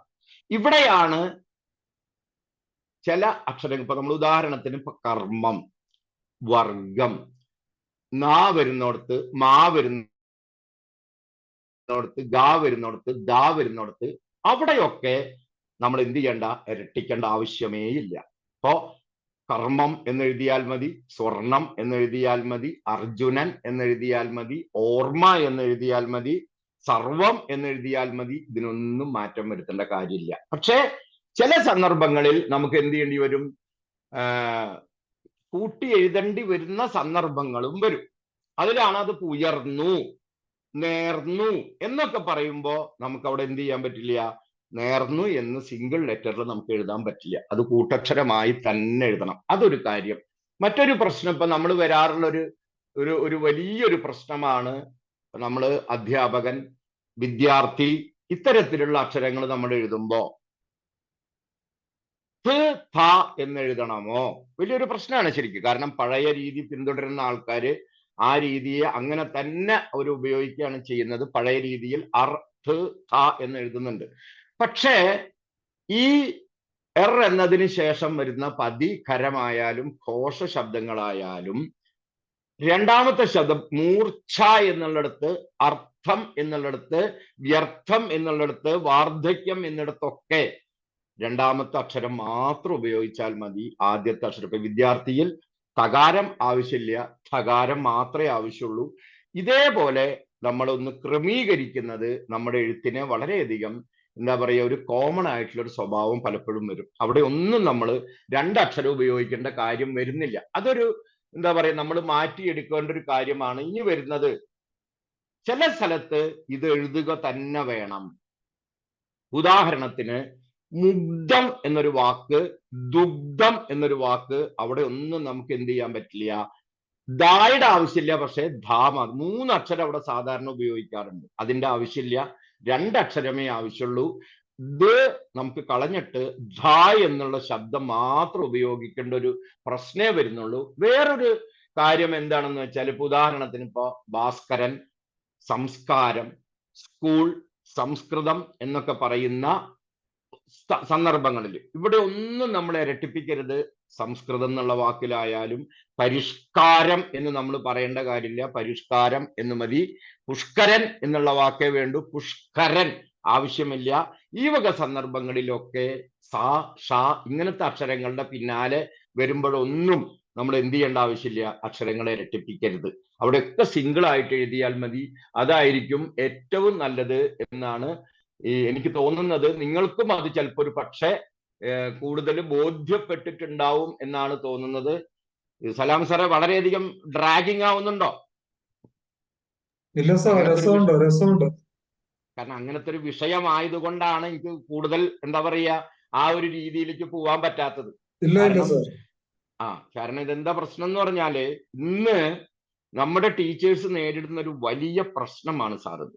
ഏത് രീതിയിൽ നമ്മൾ എഴുതണം എന്നുള്ളത്. ഇത് പലപ്പോഴും നമുക്ക് തന്നെ ഒരു തീരുമാനത്തിൽ നമ്മൾ എത്തിക്കഴിഞ്ഞാൽ, ആ ഒരു അറ്റ്ലീസ്റ്റ് നമ്മുടെ ടെക്സ്റ്റ് ബുക്കുകളിൽ നിന്ന്, കാരണം ടെക്സ്റ്റ് ബുക്കുകളിൽ നിന്ന് കറക്റ്റ് ആയിട്ട് വരണമെന്നില്ല, പലപ്പോഴും അക്ഷരത്തെറ്റ് പലപ്പോഴും കാണാൻ പറ്റും. അക്ഷരത്തെറ്റ് വരാറുണ്ട്. പണ്ടത്തെ കാലമൊന്നും അല്ലാന്ന്. പണ്ടെന്നൊക്കെ പറഞ്ഞാൽ കുട്ടിക്കൃഷ്ണമാരായ പോലുള്ള, മറ്റേ പ്രേംജിയെ പോലുള്ള വളരെ വിദഗ്ധരായ പ്രൂഫ് റീഡേഴ്സ് ഉണ്ടായിരുന്നു. ഇന്ന് അതൊന്നുമില്ല. ഇന്ന് പലപ്പോഴും ടെക്സ്റ്റ് ബുക്കുകളിൽ വരെ ഇഷ്ടം പോലെ തെറ്റുകൾ വരുന്നുണ്ട്, ഗവൺമെന്റ് ടെക്സ്റ്റ് ബുക്കുകളിൽ വരെ. അതാ രസം. പ്രൈവറ്റ് ടെക്സ്റ്റ് ബുക്കുകളിൽ തെറ്റ് വരുന്നതിൽ നമുക്ക് ഇതിന്റെ പ്രശ്നം വരുന്നില്ല. ഇനി നമ്മൾ നോക്കേണ്ട ചില അക്ഷരങ്ങൾ എന്ന് പറയുന്നത്, നമ്മൾ സാധാരണ ചില വാക്കുകളൊക്കെ ഉത്സവം, അതേപോലെ തന്നെ വാത്സല്യം, ഇങ്ങനെ ചില പ്രയോഗങ്ങൾ നമ്മൾ ഉപയോഗിക്കാറുണ്ട്. ഇവിടെയൊക്കെ യഥാർത്ഥത്തിൽ നമ്മുടെ ഉച്ചാരണം ഉത്സാഹം എന്നല്ല, ഉത്സാഹം എന്ന് തന്നെയാണ്. അതുകൊണ്ട് തന്നെ ഉദ്ഘാടനം ചെയ്യുക, നമ്മൾ എന്താ പറയുക, താല്പര്യം, ഈ നേരത്തെ പറഞ്ഞ ഉത്സാഹത്തിന്റെ കാര്യം, വാത്സല്യത്തിന്റെ കാര്യം, തൽഭവത്തിന്റെ കാര്യം, ഇവിടെയൊക്കെ നമ്മൾ ചില്ലക്ഷരം എഴുതിയത് കൊണ്ട് ഒരു പ്രശ്നവുമില്ല. കാരണം എന്താന്ന് വെച്ചാൽ അതാണ് ഏറ്റവും നല്ലത്. അവിടെ തകാര ഉദ്ഘാടനം, അത്ഭുതം, അദ്ഭുതം, അതിന്റെ ഒന്നും ഒരാവശ്യമില്ല. ധൈര്യസമേതം നിങ്ങൾക്ക് അത്ഭുതം എന്ന് തന്നെ എഴുതാം. കാരണം അതാണ് മോഡേൺ ആയിട്ടുള്ള ലിംഗ്വിസ്റ്റിക്സ് ആയാലും ബാക്കിയുള്ളവരൊക്കെ കൂടുതൽ ആഗ്രഹിക്കുന്നത്. ആ രീതിയിൽ പ്രസന്റ് ചെയ്യുമ്പോഴായിരിക്കും നിങ്ങളുടെ ഭാഷയ്ക്ക് തന്നെ എന്ത് കിട്ടുക, കൂടുതൽ നിങ്ങൾ പറയുന്നതും എഴുതുന്നതും തമ്മിലുള്ള ഒരു ബന്ധം. കാരണം ഒരിക്കലും ഭാഷ എഴുത്ത് മാത്രമല്ല, മറക്കരുത്, പറഞ്ഞുകൊണ്ട് കൂടിയാണ് ഭാഷയുണ്ടാവുന്നത്. ഭാഷ എന്ന വാക്കിന് തന്നെ, ഭാഷണം എന്നുള്ള വാക്കിന് തന്നെ പറയലാണ് കൂടുതൽ ബന്ധം, ഒരിക്കലും എഴുതലല്ല. എഴുതൽ കൃത്രിമമാണ് ശരിക്കും. കാരണം ഒരു കുട്ടി പറയാൻ എളുപ്പത്തിൽ പഠിക്കും, പക്ഷെ എഴുതാൻ പഠിക്കണമെങ്കിൽ അത് എന്താ പറയുക, കൃത്രിമമായി ആ കുട്ടിയെ പഠിപ്പിക്കുക തന്നെ വേണം. അതിന്റെ അർത്ഥം നേച്ചുറൽ ആയിട്ടുള്ളത് ഭാഷ സ്പോക്കൺ ആണ്, അതേസമയത്ത് റിട്ടൺ എന്ന് പറയുന്നത് കൃത്രിമമാണ്, ഒരു സംശയമില്ല. അവിടെ നമുക്ക് കഴിയുന്നത്ര നമ്മുടെ ഈ ഉച്ചാരണത്തെ, ഈ ഉച്ചാരണ രീതിയും എഴുത്ത് രീതിയും ഏകീകരിച്ച് കൊണ്ടുപോയില്ലെങ്കിൽ, അതുകൊണ്ടാണ് പലപ്പോഴും ഉദ്ഘാടനം എന്ന് ഒരാൾ എഴുതുന്ന രീതിയിലല്ല ഉദ്ഘാടനം എന്ന് വേറൊരാൾ എഴുതുക, വേറൊരാൾ ഉദ്ഘാടനം എന്ന് എഴുതുക. ഇത് നമ്മൾ മാറ്റിയെടുക്കുക വേണം. കാരണം ഒരിക്കലും ഒരേ തരത്തിൽ നമ്മൾ ആയി വന്നില്ലെങ്കിൽ, ഇനി വേറെ ചില സന്ദർഭങ്ങളുണ്ട്. ആത്മാവ് എന്നൊരു വാക്ക് അവിടെ നമുക്ക് എല്ലാം ഉപയോഗിക്കാൻ പറ്റില്ല. പത്മിനി എന്ന് പറഞ്ഞൊരു സ്ഥലത്ത്, കാരണം അവിടുത്തെ ഉച്ചാരണം ഒരിക്കലും അതല്ല. അതുകൊണ്ടാണ് വാത്മീകി എന്ന് പറഞ്ഞ സ്ഥലത്ത് നമുക്ക് വാത്മീകി എന്ന് എഴുതാൻ പറ്റില്ല, വാൽമീകി എന്ന് തന്നെ എഴുതണം. കാരണം വൽമീകം എന്ന വാക്കിൽ നിന്നാണ് വാൽമീകി ഉണ്ടാവുന്നത്. അവിടെ നമുക്ക് അപ്പൊ ഇങ്ങനത്തെ ചില സ്ഥലങ്ങൾ ഉണ്ടാവും. ആ സ്ഥലങ്ങളിലൊക്കെ ആത്മാവിനെ ഒരിക്കലും നമ്മൾ ആത്മാവ് എന്ന് എഴുതരുത്. ആത്മാവ് എന്നുള്ളൊരു സങ്കല്പം കേരളത്തിലുണ്ട്, ആലും മാവും ചേരുന്നത്, അത് വേറെ. പക്ഷെ ആത്മാവ് എന്നുള്ളതിനെ ആത്മാവ് എന്ന് തന്നെ എഴുതണം, പത്മിനിക്ക് പത്മിനി എന്ന് തന്നെ എഴുതണം. ഇത് വളരെ പ്രധാനമാണ്. ഇനി മറ്റൊരു പ്രശ്നമാണ്, ഇകാരത്തിന് ശേഷം സ്വരങ്ങൾ, ഓരോ സ്വരങ്ങൾക്ക് ശേഷം യ് ചേർക്കണോ യ് ചേർക്കണ്ടായോ എന്ന പ്രശ്നം. പഴയ 9ാം ക്ലാസ്സിലെ ടെക്സ്റ്റ് ബുക്കിൽ, ഇപ്പോഴത്തെയല്ല ഞാൻ ഉദ്ദേശിക്കുന്നത്, 2010 ഇറങ്ങിയ 9ാം ക്ലാസ്സിലെ ടെക്സ്റ്റ് ബുക്കിൽ വളരെ വ്യക്തമായിട്ട് ഈ ഒരു പ്രശ്നത്തെ അവർ കൈകാര്യം ചെയ്തിരുന്നു. ഇപ്പൊ ഇരിക്കുക, കുളിക്കുക, കുടിക്കുക, ചില ഇകാരത്തിന് ശേഷം യകാരം എഴുതേണ്ട, പക്ഷേ ചില സമയത്ത് നമുക്ക് എഴുതേണ്ടി വരും. അതെപ്പോഴാണ്? അർത്ഥത്തില് ചില എന്താ പറയുക വ്യത്യാസം ഉണ്ടാക്കേണ്ട സമയത്ത് മാത്രം. അത് സാധാരണ കേസിൽ ഇകാരത്തിന് ശേഷമല്ല വരിക. അല്ലാത്ത ചില സന്ദർഭങ്ങളിൽ, ഇപ്പോ അടക്കുക എന്നൊരു വാക്ക്, അടയ്ക്കുക എന്നൊരു വാക്ക്, അലക്കുക എന്നൊരു വാക്ക്, അലയ്ക്കുക എന്നൊരു വാക്ക്, രണ്ട് അർത്ഥങ്ങളാണ്. ഇങ്ങനെ അർത്ഥം വരുന്ന സമയത്ത് നമുക്ക് യാ ഉപയോഗിക്കേണ്ടി വരും. അല്ലാത്ത സമയത്ത് നമുക്ക് യാ ഉപയോഗിച്ചാൽ അർത്ഥം മാറും ഇവിടെ. അപ്പോ ഇകാരത്തിന് ശേഷം നിങ്ങൾ എപ്പോഴും യാ എഴുതാതെ തന്നെ എഴുതുക, ഒരു കുഴപ്പമില്ല. ഇകാരത്തിന് ശേഷം യായുടെ ആവശ്യമില്ല. മറ്റു സന്ദർഭങ്ങളിൽ അർത്ഥവ്യത്യാസം ഉണ്ടാക്കുന്നുണ്ടെങ്കിൽ, ഉദാഹരണത്തിന് മുഴക്കുക എന്നൊരു വാക്ക്, മുഴയ്ക്കുക എന്നൊരു വാക്ക്, രണ്ടർത്ഥമാണ്. മടക്കുക എന്നൊരു വാക്ക്, മടക്കുക എന്നൊരു വാക്ക്, നമുക്ക് മടുപ്പുണ്ടാക്കുന്ന മടക്ക ഒരർത്ഥമുണ്ട്. മാക്കാൻ, മായ്ക്കാൻ എന്നൊരു വാക്കുണ്ട്. വിലക്ക് എന്നൊരു വാക്കുണ്ട്. വിലക്ക് എന്നുള്ളത് ഒന്ന് വിലക്കാണ്, അത് തടസ്സം ഉണ്ടാക്കുന്നതാണ്. മറ്റത് വിലക്ക് വാങ്ങുക. ഇങ്ങനെ സന്ദർഭങ്ങളിൽ നമ്മൾ എന്ത് ചെയ്യേണ്ടി വരും? ചില സന്ദർഭങ്ങളിൽ എഴുതേണ്ടി വരും. അല്ലാത്ത സന്ദർഭങ്ങളിൽ, അർത്ഥത്തിന് വ്യത്യാസമുണ്ടാകാത്ത സന്ദർഭങ്ങളിലൊക്കെ നമ്മൾ കഴിയുന്നത്ര ഉപയോഗിക്കാതിരിക്കുക? ഉപയോഗിക്കാതിരിക്കുക. അത്യാവശ്യത്തിന് മാത്രമേ ഉപയോഗിക്കേണ്ട ആവശ്യമുള്ളൂ എല്ലാ സ്ഥലത്തും. പ്രത്യേകിച്ച് ഇകാരത്തിന് ശേഷം യുടെ ആവശ്യമില്ല എന്നുള്ളത് കൃത്യമായിട്ട് നമ്മൾ ഓർക്കുക. ഏത് വാക്കിലായാലും അവിടെ അങ്ങനത്തെ ഒരു കേസ് സാധാരണ കേസിൽ വരില്ല. അല്ലാത്ത സ്ഥലങ്ങളിലാണ് ചിലപ്പോ ഇത് വരുന്നത്. അത് ശ്രദ്ധിക്കണം. ഇനി നമ്മൾ വിസർഗം ചേർത്ത് എഴുതുന്ന കുറെ വാക്കുകളുണ്ട്. മനഃശാന്തി, അധപ്പതനമൊക്കെ പോലുള്ള വാക്കുകൾ പുതിയ രീതി അനുസരിച്ച് വിസർഗം എഴുതാതെ തന്നെ അതിന്റെ സന്ധി അനുസരിച്ച് നമുക്ക് എന്തെഴുതാം? കൂട്ടക്ഷരമായിട്ട് നമുക്ക് അസലായിട്ട് എഴുതാം. മനഃശാന്തി, അധപതനം, അവിടെയൊക്കെ നമുക്ക് കാരണം നമുക്ക് തന്നെ അറിയാം, വിസർഗം എന്ന് പറയുന്നത് യഥാർത്ഥത്തിൽ നമ്മുടെ രീതിയല്ല. അത് സംസ്കൃതത്തിൽ നമുക്ക് കിട്ടിയിട്ടുള്ള ഒരു സാധനമാണ്. ആ ഒരു സ്വരം അതിന്റെ ഒരു ചിഹ്നം നമ്മൾ ഉപയോഗിക്കുന്നത് സംസ്കൃതത്തിൽ ഇതാണ്. അപ്പൊ കഴിയുന്നത്ര നമ്മുടെ പദങ്ങളിൽ നമ്മൾ എന്ത് ചെയ്യുക? നമ്മുടേതാക്കി മാറ്റാനുള്ള ശ്രമം നടത്തുക. എന്നാൽ ചില കാര്യങ്ങളിൽ നമുക്കത് എഴുതേണ്ടി വരും.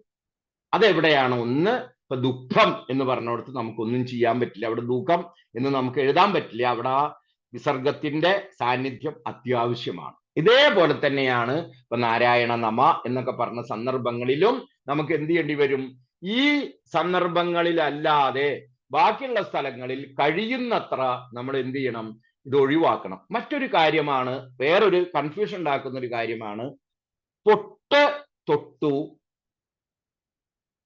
ഈ ഒരു സന്ദർഭത്തിൽ പലരും ചന്ദ്രക്കല ഇട്ടുകൊണ്ട് എഴുതാറുണ്ട്. അങ്ങനെ എഴുതരുത്. പൊട്ടു, തൊട്ടു എന്നുള്ള ഒരൊറ്റ വാക്കായിട്ട് എഴുതുകയാണ് അതിന്റെ ശരിയായ രീതി. ഒരിക്കലും അത് പൊട്ട്, തൊട്ടു എന്ന് സെപ്പറേറ്റ് ആക്കി എഴുതാതിരിക്കുക. വളരെ ശ്രദ്ധിക്കേണ്ട ഒരു കാര്യമാണ്. പല സന്ദർഭങ്ങളിലും നമുക്കത് വരാറുണ്ട്. ഉകാരം, ഞാൻ ഈ പ്രൂഫ് നോക്കേണ്ട ചില സന്ദർഭങ്ങളിൽ പല സ്ഥലത്തും നമ്മൾ എന്ത് ചെയ്യും? ഈ ചന്ദ്രക്കല ഇട്ടുകൊണ്ടാണ് എഴുതുക. അത് ചെയ്യരുത്. വേറൊരു സ്ഥലം, ഇപ്പൊ നമ്മൾ സംബോധന വരുന്ന സമയത്ത് നമ്മൾ ഒരാളെ വിളിക്കുന്ന പ്രശ്നം വരികയാണെങ്കിൽ, ഇപ്പൊ മാന്യരെ, മകളെ, അല്ലേ, കണ്ടോ എന്നൊക്കെ നമ്മൾ പറഞ്ഞ ചില സ്ഥലങ്ങളുണ്ട്. അവിടെ നമുക്ക് ദീർഘം അത്യാവശ്യമാണ്. നമുക്ക് അവിടെ ദീർഘമില്ലാതെ പറ്റില്ല. മാന്യരേ എന്ന് തന്നെ പറയണം. മാന്യരെ എന്ന് പറഞ്ഞാൽ പറ്റില്ല. അവിടെ ദീർഘം അത്യാവശ്യമാണ്. എന്നാൽ ഈ കോമ ഇടുന്ന ചില രീതികളുണ്ട് നമുക്ക്. അനാവശ്യമായിട്ട് ഇപ്പൊ രാമനും കൃഷ്ണനും ഗോവിന്ദനും, രാമനും കോമ കൃഷ്ണനും കോമ, അത് ചെയ്യരുത്. രാമനോ കൃഷ്ണനോ ഗോവിന്ദനോ ഇവിടെ ഒന്നും കോമയുടെ ആവശ്യമില്ല. എന്ത് ചെയ്താൽ മതി? ആ വാക്കുകൾ മാത്രം നമ്മൾ ഉപയോഗിച്ചാൽ മതി. അല്ലാതെ അവിടെ ഈ കോമ ഇട്ടുകൊണ്ട് എഴുതാതിരിക്കുക. കുഞ്ഞുണ്ണി മാഷ് വളരെ വ്യക്തമായിട്ട് ഒരു കവിതയിൽ അദ്ദേഹം സൂചിപ്പിച്ചിട്ടുണ്ട്. ഉമ്മിന് കോമ വേണ്ട എന്ന് വളരെ രസകരമായിട്ട് അത് സൂചിപ്പിച്ചിട്ടുണ്ട്. അതും നമ്മൾ ശ്രദ്ധിക്കേണ്ട ഒരു കാര്യമാണ്. നമുക്കൊരു ഏകീകരണം ഉണ്ടാക്കുന്ന സമയത്ത് മറ്റൊരു വളരെ പ്രധാനപ്പെട്ടതാണ്, അനാവശ്യമായിട്ട് നമ്മൾ ഈ പ്രതിഗ്രാഹിക വിഭക്തി ഉപയോഗിക്കുന്നിടത്തൊക്കെ എന്ത് ചെയ്യും? കുട്ടികളെയും കൊണ്ടുപോയി, ആളുകളെയും കയറ്റി ബസ് പോയി എന്നൊക്കെ, അമ്മയുടെയും എന്നൊക്കെ നമ്മൾ നീട്ടി പറയാറുണ്ട്. അത് നീട്ടി പറയരുത്. കുട്ടികളെയും, അവരെക്കാൾ, അത് പ്രതിഗ്രാഹിയുമായി ബന്ധപ്പെട്ട സന്ദർഭങ്ങളാണ്. അവിടെ ഒരിക്കലും നമ്മൾ ദീർഘം ഇടരുത്. ഏറ്റവും നല്ലതെന്നല്ല, ശരിയായിട്ടുള്ളത് ഹ്രസ്വമായ എകാരം ഇടുകയാണ് വേണ്ടത്. കുട്ടികളെയും, പക്ഷികളെയും, അച്ഛന്റെയും, അവിടെ സംബന്ധിക വരുന്ന സന്ദർഭത്തിലും ഇതേപോലെ തന്നെ അച്ഛന്റെയും എന്ന് വേണ്ട, അമ്മയുടെയും എന്ന് വേണ്ട, അച്ഛന്റെയും അമ്മയുടെയും എന്നേ വേണ്ടൂ. മറ്റൊരു പ്രശ്നം, ഇംഗ്ലീഷിലെ വാക്കുകൾ നമുക്ക് ഉപയോഗിക്കേണ്ടി വരുമ്പോൾ നമ്മൾ അനാവശ്യമായിട്ട് സകാരത്തെ ഇരട്ടിപ്പിക്കാറുണ്ട്. ഇപ്പൊ ബിസിനസ്, അതിന്റെ ആവശ്യമില്ല, ബിസിനസ് എന്നേ വേണ്ടൂ. ത്രാസ് എന്ന് നമ്മൾ ഉപയോഗിക്കാറുണ്ട്, തുലാസ് എന്ന് ഉപയോഗിക്കാറുണ്ട്, ക്ലാസ് എന്ന് നമ്മൾ എഴുതാറുണ്ട്, ഗ്ലാസ് എന്ന് നമ്മൾ എഴുതാറുണ്ട്, പോലീസ് എന്ന് നമ്മൾ എഴുതാറുണ്ട്, ഷൂസ് എന്ന് എഴുതാറുണ്ട്. അവിടെ ഒന്നും ഇരട്ടിപ്പിക്കരുത്. ത്രാസ്, തുലാസ്, ക്ലാസ്, ഗ്ലാസ്, ഗ്യാസ്, പാസ്, ഇവിടെയൊക്കെ നമ്മൾ ബിസിനസ്, അവിടെ ഒന്നും നമ്മൾ എന്ത് ചെയ്യരുത്, ഇരട്ടിപ്പിക്കരുത്. സിംഗിൾ ലെറ്റേഴ്സ് എഴുതാനേ പാടുള്ളൂ. അതാണ് ശരിയായ രീതി. നമ്മളത് അനാവശ്യമായിട്ട് അതിനെ കൊണ്ടുപോകരുത് എന്നാണ് എനിക്ക് പറയാനുള്ളത്. ഇതേപോലെ തന്നെ വേറെ ചില വാക്കാണ് വേണ്ട, പോരാ, വയ്യ, കൂട എന്നൊരു വാക്കുകളുണ്ട്. കൂട, ഇവിടെയൊക്കെ നമ്മൾ മസ്റ്റായിട്ട് ദീർഘം വേണം. വേണ്ട എന്ന് തന്നെ എഴുതണം, പോരാ എന്ന് തന്നെ എഴുതണം, വയ്യ എന്ന് തന്നെ എഴുതണം, കൂടാ എന്ന് തന്നെ എഴുതണം. അല്ലാതെ കൂട, വയ്യ, പോരാ എന്ന് എഴുതിയാൽ പറ്റില്ല. നമുക്കത് നിർബന്ധമായിട്ട് പറയണം. ഇനി ഒരു കൺസ്ട്രക്ഷനിൽ വരുന്നൊരു സംഗതിയുണ്ട്. ഉദാഹരണത്തിന് പാമ്പ് വളഞ്ഞേ നടക്കൂ. അവിടെ വളഞ്ഞേ പോരാ, നടക്കൂ പോരാ, വളഞ്ഞേ നടക്കൂ. നീയേ ഇങ്ങനെ പറയൂ. അവിടെ നമ്മൾ എന്ത് തന്നെ വേണം? രണ്ട് സ്ഥലത്തും ദീർഘം അത്യാവശ്യമാണ്. അവനെ ഇത് ചെയ്യൂ എന്ന് തന്നെ ആയിരിക്കണം. ഒരിക്കലും അവനെ ഇത് ചെയ്യൂ പോരാ, അവനെ എന്ന് പറയുമ്പോൾ തന്നെ അർത്ഥം മാറും. അങ്ങനത്തെ സന്ദർഭങ്ങളിലൊക്കെ നമ്മൾ കൂടുതൽ എനിക്കറിയാതെ എല്ലാം കൂടി ഇങ്ങനെ പെട്ടെന്ന് ഒരുമിച്ച് പറയുമ്പോൾ ഒരു പക്ഷേ ഇത് എന്താ പറയുക, ആളുകളിലേക്ക് എത്രത്തോളം അത് പെട്ടെന്ന് കിട്ടുമെന്ന് എനിക്കറിയില്ല. നമുക്ക് വേണമെങ്കിൽ സാറേ ഇതൊരു എന്താ പറയുക ലേഖനം പോലെ തയ്യാറാക്കിയിട്ട് നമുക്ക് എന്ത് ചെയ്യാം, നമ്മുടെ ആളുകളുമായിട്ട് നമുക്ക് പങ്കുവെക്കാം. നമ്മുടെ ഈ ഗ്രൂപ്പിൽ അടുത്തൊരു ദിവസം നമുക്കത് ചെയ്യാന്നാണ് എനിക്ക് തോന്നുന്നത്. കാരണം അങ്ങനെ ആവുമ്പോൾ അവർക്ക് ആ ഒരു രീതിയിൽ അത് ഉപയോഗിക്കാൻ പറ്റും. നമ്മൾ എപ്പോഴും ചിന്തിക്കേണ്ട ഒരു കാര്യം, നമ്മൾ ഭാഷ ഉപയോഗിക്കുന്നത് ലാളിത്യത്തിൽ ഊന്നിക്കൊണ്ടായിരിക്കണം. അല്ലാതെ ഭാഷ മറ്റുള്ളവരെ പേടിപ്പിക്കാനുള്ളതല്ല. ഇത് വളരെ പ്രധാനപ്പെട്ടതാണ്. അപ്പൊ കുട്ടികളും അധ്യാപകരും തമ്മിലുള്ള ബന്ധത്തിൽ ഏറ്റവും അധികം നമ്മൾ ശ്രദ്ധിക്കേണ്ടത്, നിങ്ങൾ ഒരിക്കലും കുട്ടികൾക്ക് ഒരു പേടി സ്വപ്നമല്ല, നിങ്ങൾ അവരുടെ കൂട്ടുകാരായിരിക്കണം. അവിടെ നമ്മൾ ഏറ്റവും കൂടുതൽ ശ്രദ്ധിക്കേണ്ട ഒരു പ്രശ്നമാണ് ഏതൊക്കെ രീതിയിൽ ഭാഷയെ ലളിതമാക്കാം എന്നൊരു കാര്യം. ഈ ലാളിത്യം എന്ന് പറയുന്നത് കുട്ടികൾക്കും മലയാളം പഠിക്കാൻ താല്പര്യം ഉണ്ടാക്കും. അതേപോലെ അനാവശ്യമായിട്ട് കുട്ടികളുടെ ഉച്ചാരണത്തിൽ, കൂട്ടക്ഷരത്തിന്റെ കാര്യത്തിലൊക്കെ പലപ്പോഴും നമ്മുടെ കുട്ടികൾ വളരെ പിന്നിലാണ് നിൽക്കുന്നത്. അവിടെയൊക്കെ നമ്മൾ ഒന്ന് ശ്രദ്ധിച്ചു കഴിഞ്ഞാൽ, കാരണം ഉച്ചരിക്കുന്ന രീതി കുട്ടികളിൽ നിന്ന് അകന്നു പോകുമ്പോഴാണ്, എഴുത്തിൽ നമ്മൾ വളരെയധികം കോൺസെൻട്രേറ്റ് ചെയ്യുമ്പോഴാണ് കുട്ടികൾക്ക് എന്ത് സംഭവിക്കുന്നത്, അവർ അക്ഷരത്തെറ്റുണ്ടാക്കുന്നത്. കാരണം പറഞ്ഞ് എഴുതിച്ച് കേട്ട് എഴുതിച്ച് കാരണം കേൾക്കുക എന്നുള്ള, കാരണം എഴുത്തിനെ സംബന്ധിച്ചിടത്തോളം കേൾവി വളരെ പ്രധാനമാണ്. അവിടെയാണ് കുട്ടികൾക്ക് അക്ഷരവുമായിട്ട് വലിയ ബന്ധം വരാതെ വരുന്നത്. ആ ഒരു പ്രശ്നത്തെ പരിഹരിക്കണം എന്ന് തന്നെയാണ് ഞാൻ പറയുന്നത്. കൂടുതൽ കേട്ടുകൊണ്ട് എഴുതാനായിട്ട് ഒരു അവസരം ഉണ്ടാക്കണം. ഞാൻ നീട്ടി വലിക്കുന്നില്ല. നമുക്കിനി ഈ ചോദ്യങ്ങളുടെ പ്രശ്നം വരുന്ന സമയത്ത് ഇതുമായി ബന്ധപ്പെട്ട കാര്യങ്ങൾ ചെയ്യാം. സിലബസുമായി ബന്ധപ്പെട്ട കാര്യം ഈ മോഹൻദാസ് സാറ് വളരെ വിശദമായിട്ട് പറയും. എന്തായാലും ഈ ഒരു കാര്യത്തിൽ, ഭാഷയെ പരിഷ്കരിക്കുന്ന കാര്യത്തിൽ, ഭാഷയെ ഒരേപോലെയാക്കുന്ന കാര്യത്തിൽ കഴിയുന്നത്ര എല്ലാവരും സഹകരിച്ചു കഴിഞ്ഞാൽ നമുക്കെല്ലാവർക്കും നല്ല രീതിയിൽ നമ്മുടെ ഭാഷയെ വളർത്തിയെടുക്കാം. ഭാഷ നമുക്ക് എളുപ്പമുള്ളതായി തീരും. ഭാഷ ഒരാൾക്കും ഒരു പ്രശ്നമുള്ളതായി തീരില്ല.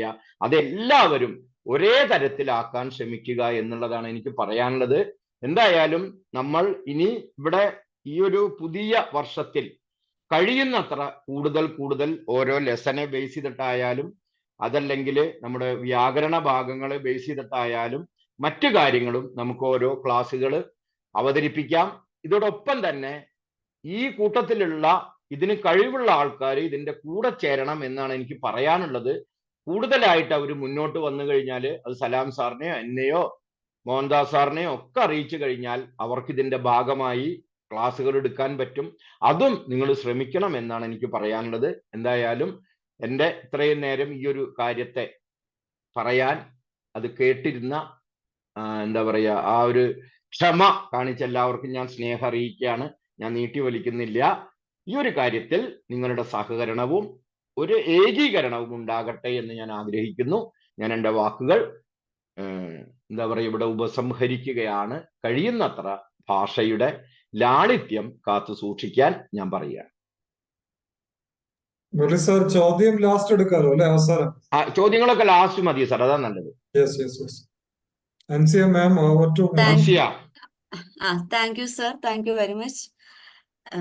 കൂടുതൽ നല്ല രീതിയിൽ ലിപി പരിഷ്കരിക്കേണ്ടതിന്റെ ആവശ്യകതയെ പറ്റി വ്യക്തമായിട്ടുള്ള അറിവുകൾ പങ്കുവച്ചതിന് സാറിന് വളരെയധികം നന്ദി അറിയിക്കുന്നു. അടുത്തത് സിലബസ് എന്ന വിഷയമായിട്ട് ബന്ധപ്പെട്ട കാര്യങ്ങൾ പങ്കുവെക്കുന്നതിന് വേണ്ടി മോഹൻദാസ് സാറിനെ ക്ഷണിക്കുന്നു. നമസ്കാരം, കേൾക്കാമല്ലോ? കേൾക്കാം സാർ. അപ്പൊ നമ്മുടെ മോഡറേറ്റർ എനിക്ക് നൽകിയ ചില അംഗീകാരങ്ങൾക്ക്, ആ നല്ല വാക്കുകൾക്ക് വളരെയധികം അഭിനന്ദനങ്ങൾ.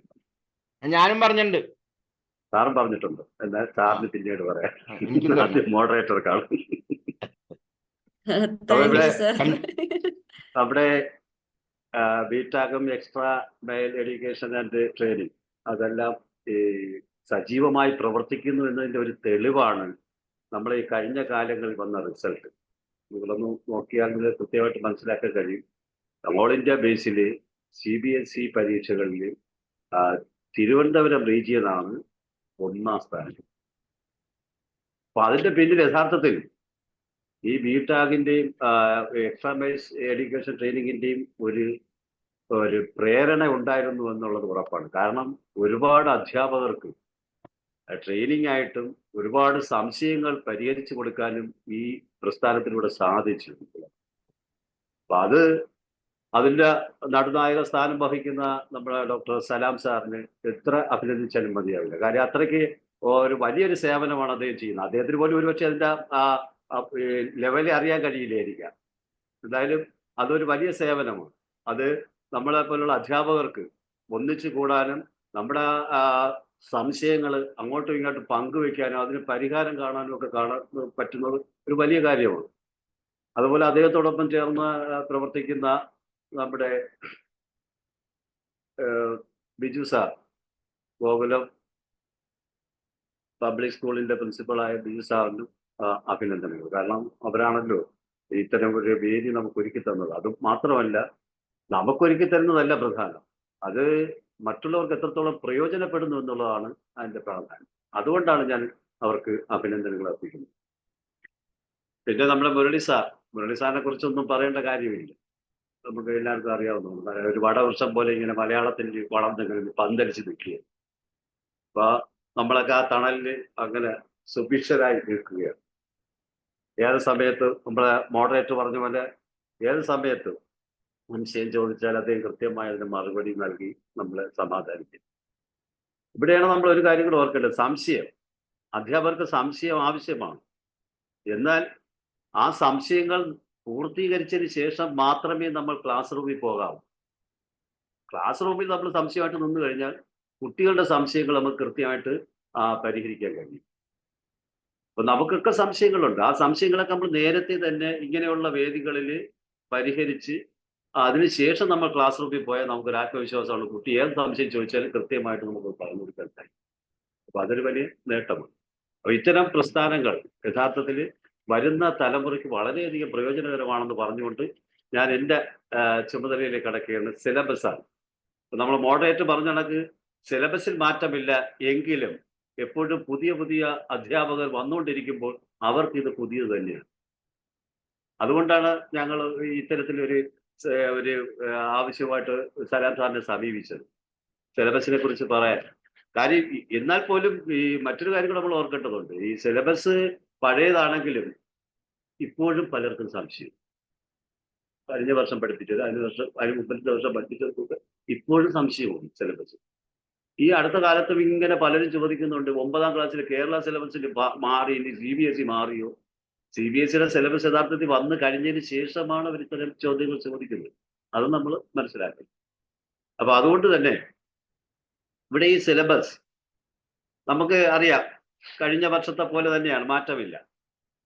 നമ്മൾ ശ്രദ്ധിക്കേണ്ട ഒരു കാര്യമുണ്ട്. ഈ സിലബസിൽ എന്ന് പറഞ്ഞപ്പോൾ നമ്മൾ ക്വസ്റ്റ്യൻ പേപ്പറുമായിട്ട് ലിങ്ക് ചെയ്താണ് ഞാൻ പറയുന്നത്. 9ലും 10ലും സിലബസിൽ യാതൊരു വ്യത്യാസവും ഇല്ല. ആകെ ഒരു വ്യത്യാസമുണ്ട്, കോംപ്രിഹെൻഷനിൽ.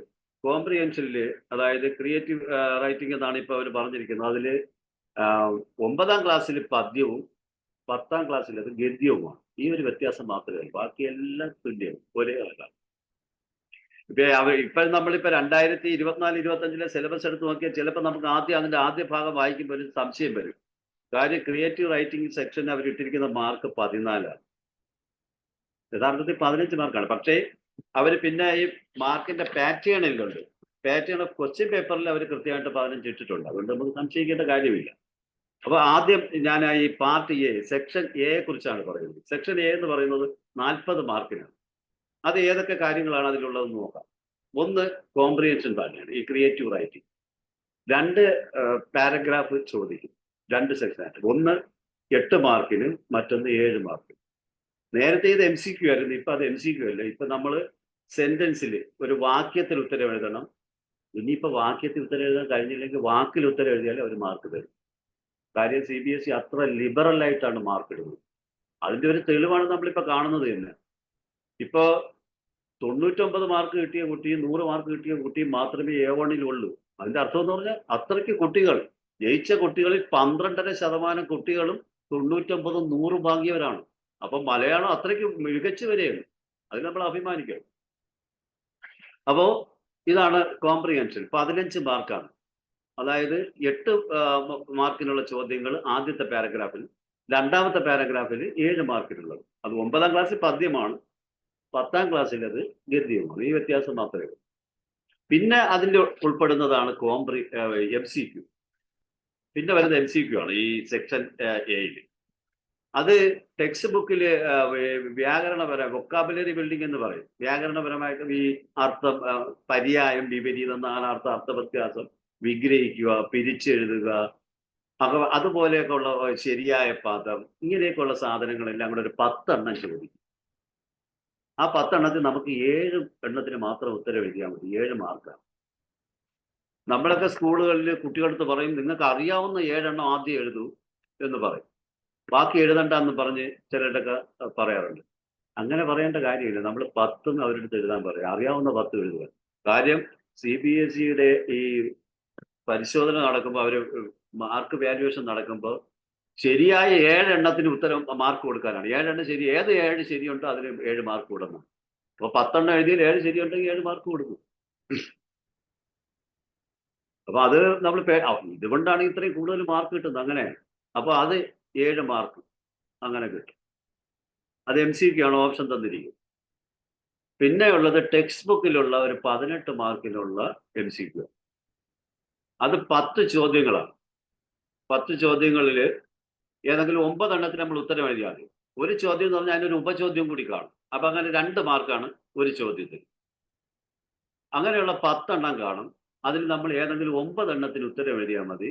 നമുക്ക് 18 മാർക്ക് അതിൽ കിട്ടും. അങ്ങനെയാണ് സെക്ഷൻ എയിൽ 40 മാർക്ക്. ഈ സെക്ഷൻ ബിയിലാണ് നമ്മൾ കൂടുതൽ എഴുത്തിന് പ്രാധാന്യം കൊടുക്കുന്നത്, റൈറ്റിംഗ്സിൽ. അതിൽ ഏറ്റവും പ്രധാനം എന്ന് പറയുന്നത് ഉപന്യാസമാണ്. ഉപന്യാസത്തിന് 5 മാർക്കാണ്. അതിന് മുമ്പ് ഒരു കാര്യം പറയാം. ഉപന്യാസത്തിന് മുമ്പ് ഈ ട്രാൻസ്ഫോർമേഷൻ ഓഫ് സെന്റൻസ് എന്ന് പറഞ്ഞൊരു ഭാഗം, അതായത് പ്രയോഗം മാറ്റുക, അങ്കാംഗി വാക്യങ്ങൾ വേർതിരിക്കുക, അതുപോലെ നിഷേധവാക്യമാക്കുക, തെറ്റു തിരുത്തുക. തെറ്റെന്ന് പറഞ്ഞാൽ സെന്റൻസ് കറക്ഷനാണ്. തെറ്റു തിരുത്തുക, പിന്നെ വാക്യത്തെ പ്രയോഗിക്കുക. ഇതിലെല്ലാത്തിനും 2 ചോദ്യങ്ങൾ വീതമാണ് ചോദിക്കുന്നത്. 2 ചോദ്യം. അങ്ങനെ 10 മാർക്ക് വരും ഈ 5 എണ്ണത്തിനുള്ളത്. അതിൽ 4 എണ്ണത്തിന് നമ്മൾ ഉത്തരം എഴുതിയാണ്. പക്ഷേ കഴിഞ്ഞ വർഷം 10ാം ക്ലാസ്സിലെ മോഡൽ ക്വസ്റ്റ്യൻ പേപ്പറിൽ ഒരു പിശക് അവർക്കുണ്ടായി. അത് നമ്മൾ ശ്രദ്ധിക്കണം. അതേ രീതിയിൽ തന്നെ, ആ മോഡൽ ക്വസ്റ്റ്യൻ പേപ്പറിന്റെ രീതി തന്നെയാണ് ഫൈനൽ പരീക്ഷയ്ക്കും വന്നത്. അതായത് അവർ ആ മോഡൽ ക്വസ്റ്റ്യൻ പേപ്പറിൽ നിഷേധവാക്യം ഇട്ടില്ല. ബാക്കി 4 എണ്ണം ഇട്ടിട്ട് ആ 4 മസ്റ്റായിട്ട് എഴുതണമെന്ന് പറഞ്ഞു. ആ രീതിയിലാണ് ക്വസ്റ്റ്യൻ വന്നത്.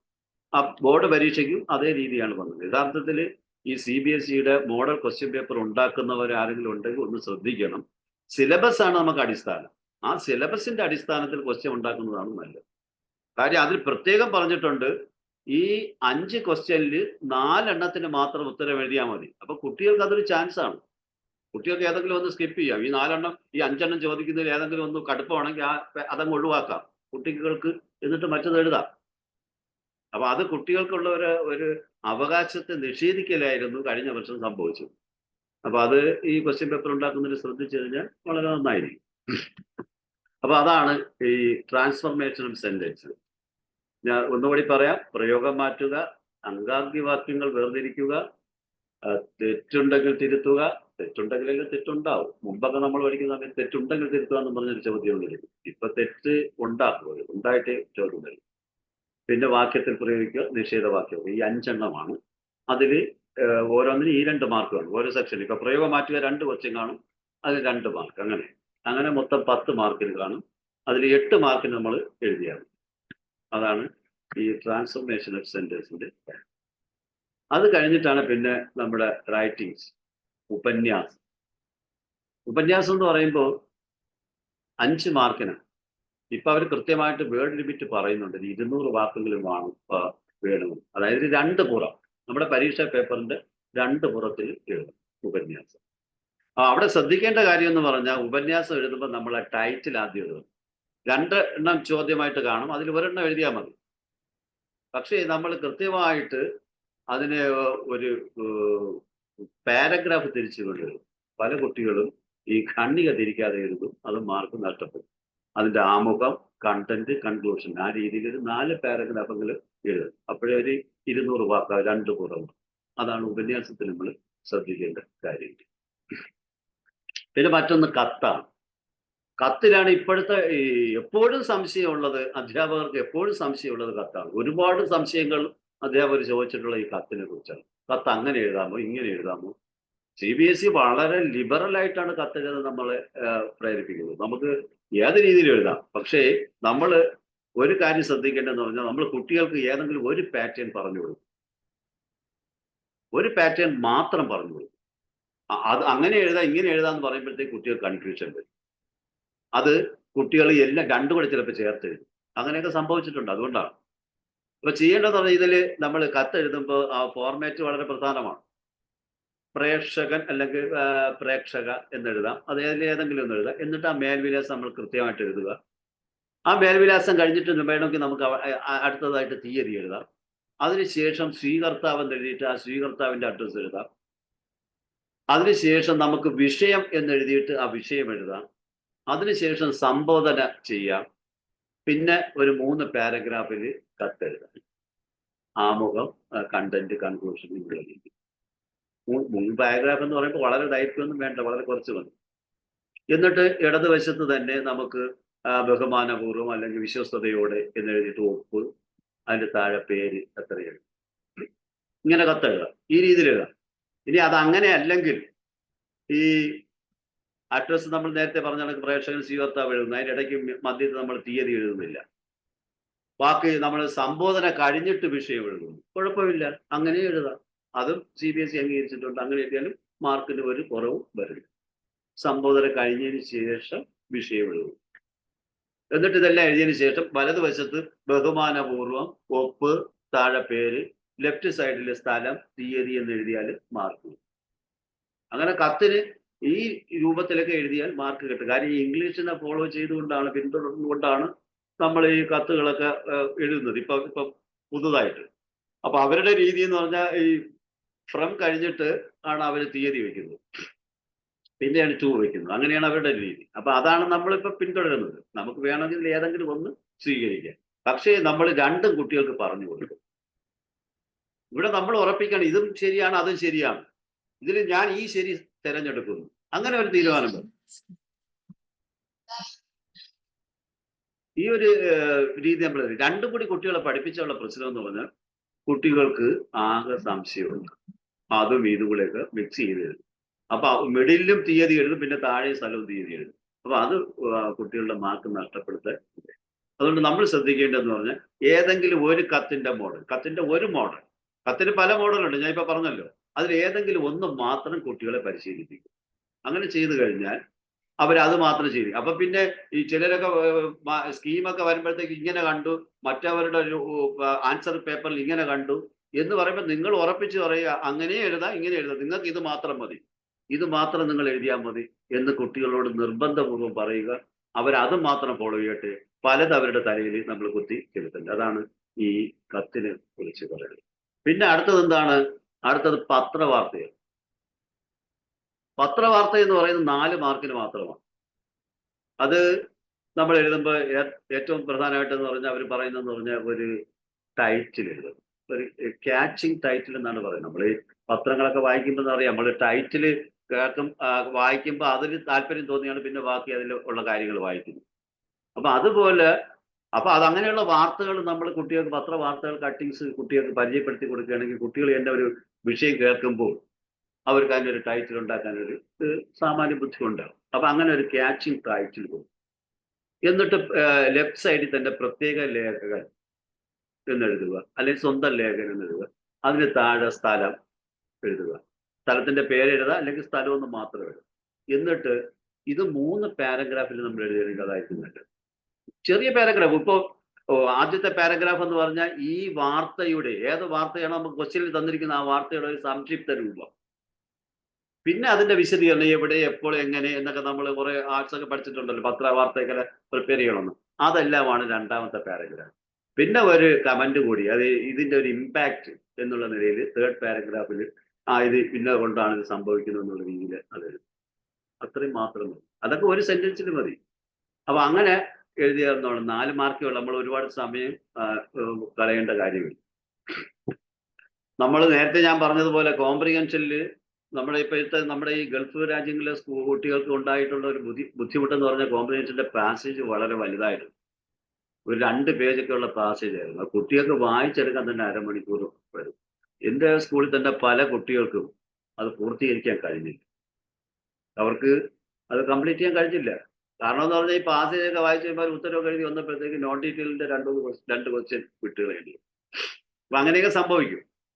പിന്നെ അതിന്റെ ഉത്തരം അവർ സെന്റൻസിലാണ് എഴുതുന്നത്. സെന്റൻസ് എഴുതുമ്പോൾ ഒരുപാട് സമയം എടുക്കും. അപ്പോൾ അവർക്ക് വേണമെങ്കിൽ വാക്കിൽ എഴുതി അതിനെ രക്ഷിക്കാം, കുഴപ്പമില്ല. ഇനി അടുത്തതാണ് നമ്മളെ ലിറ്ററേച്ചർ വിഭാഗം. ചോദ്യോത്തരങ്ങൾ, ടെക്സ്റ്റ് ബുക്കിനെ അടിസ്ഥാനമാക്കി ചോദ്യോത്തരങ്ങൾ. അപ്പൊ നമുക്ക് 2 ഇതാണുള്ളത്, പദ്യം, ഗദ്യം. ഇതിൽ ഇപ്പൊ 10ാം ക്ലാസ്സിലും 9ാം ക്ലാസ്സിലും ഗദ്യം എന്ന് പറയുന്ന 3 എണ്ണം മാത്രമേ ഉള്ളൂ.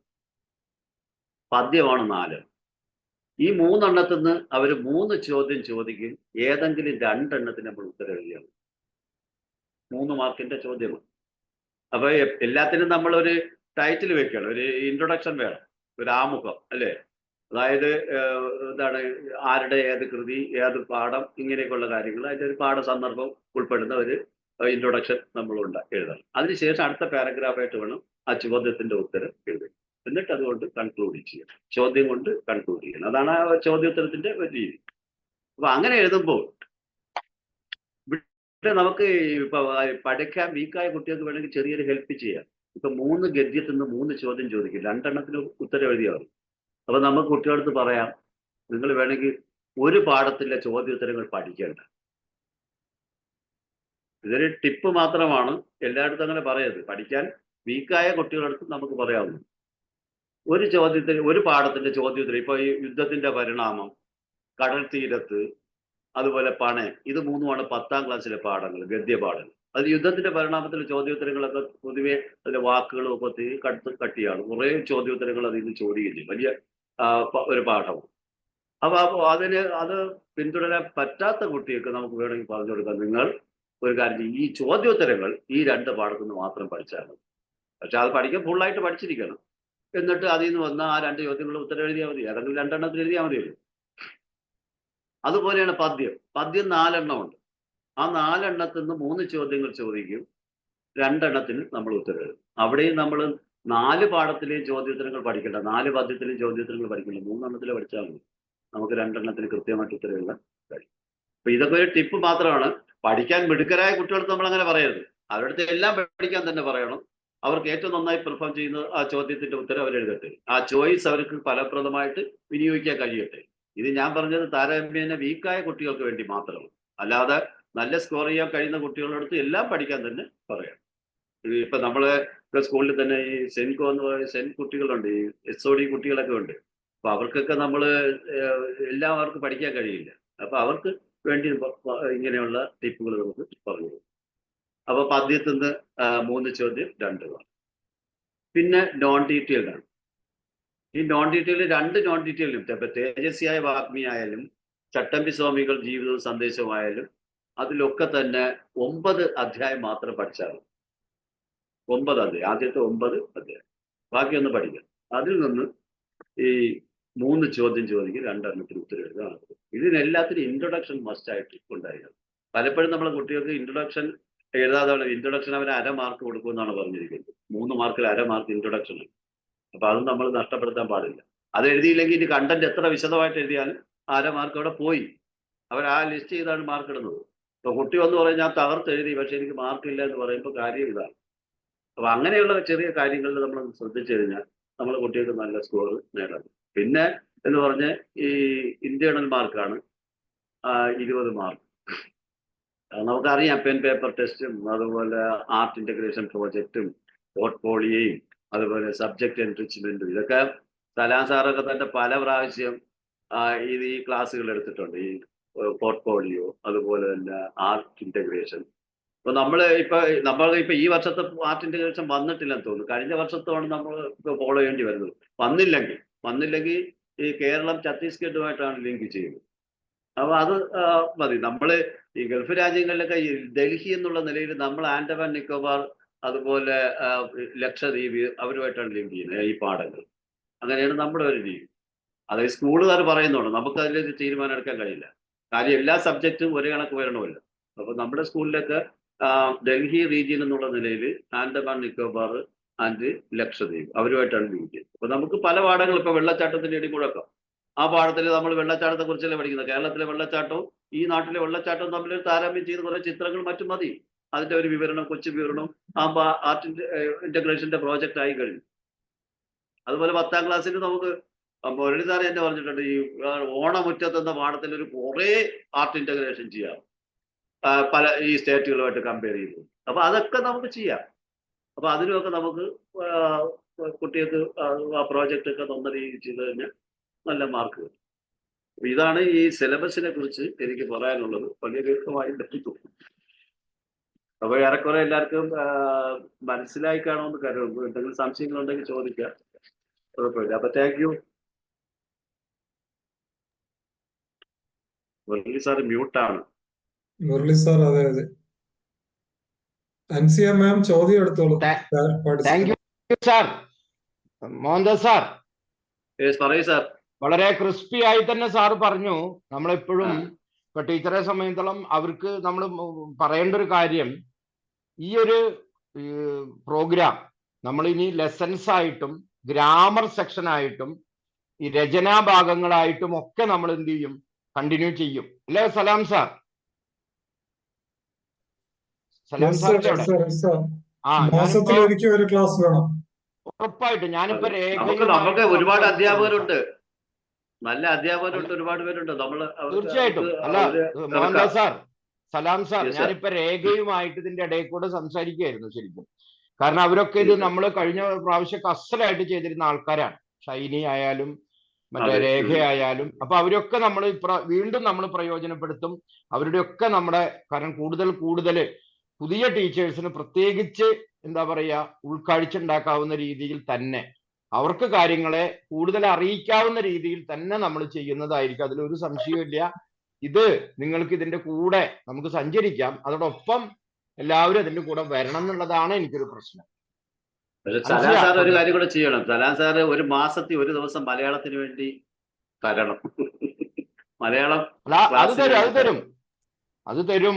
മാസത്തിൽ ഒരു ക്ലാസ് മസ്റ്റ് ആയിട്ട് ചെയ്യണം. നമ്മൾ ചെയ്യും. ഞാനിപ്പോ അതാണ് അവരോടൊക്കെ സംസാരിച്ചിരുന്നത്. നമുക്ക് അതിലൊരു രൂപരേഖ ഉണ്ടാക്കിയാൽ മതി. അതനുസരിച്ച് നമുക്ക് ഓരോന്ന്. മാത്രമല്ല ഈ ഓരോരുത്തരും ആവശ്യപ്പെടട്ടെ ഏതിനാണ് കൂടുതൽ പ്രാധാന്യം, അവർക്ക് ഏതാണ് കൂടുതലായിട്ട് വേണ്ടത് എന്ന് ചോദിച്ചു കഴിഞ്ഞാൽ അതിന് നമുക്ക് ക്ലാസ് എടുക്കാം. അതാണല്ലോ നല്ലത്. പ്രിയോറിറ്റി കൊടുക്കാമല്ലോ.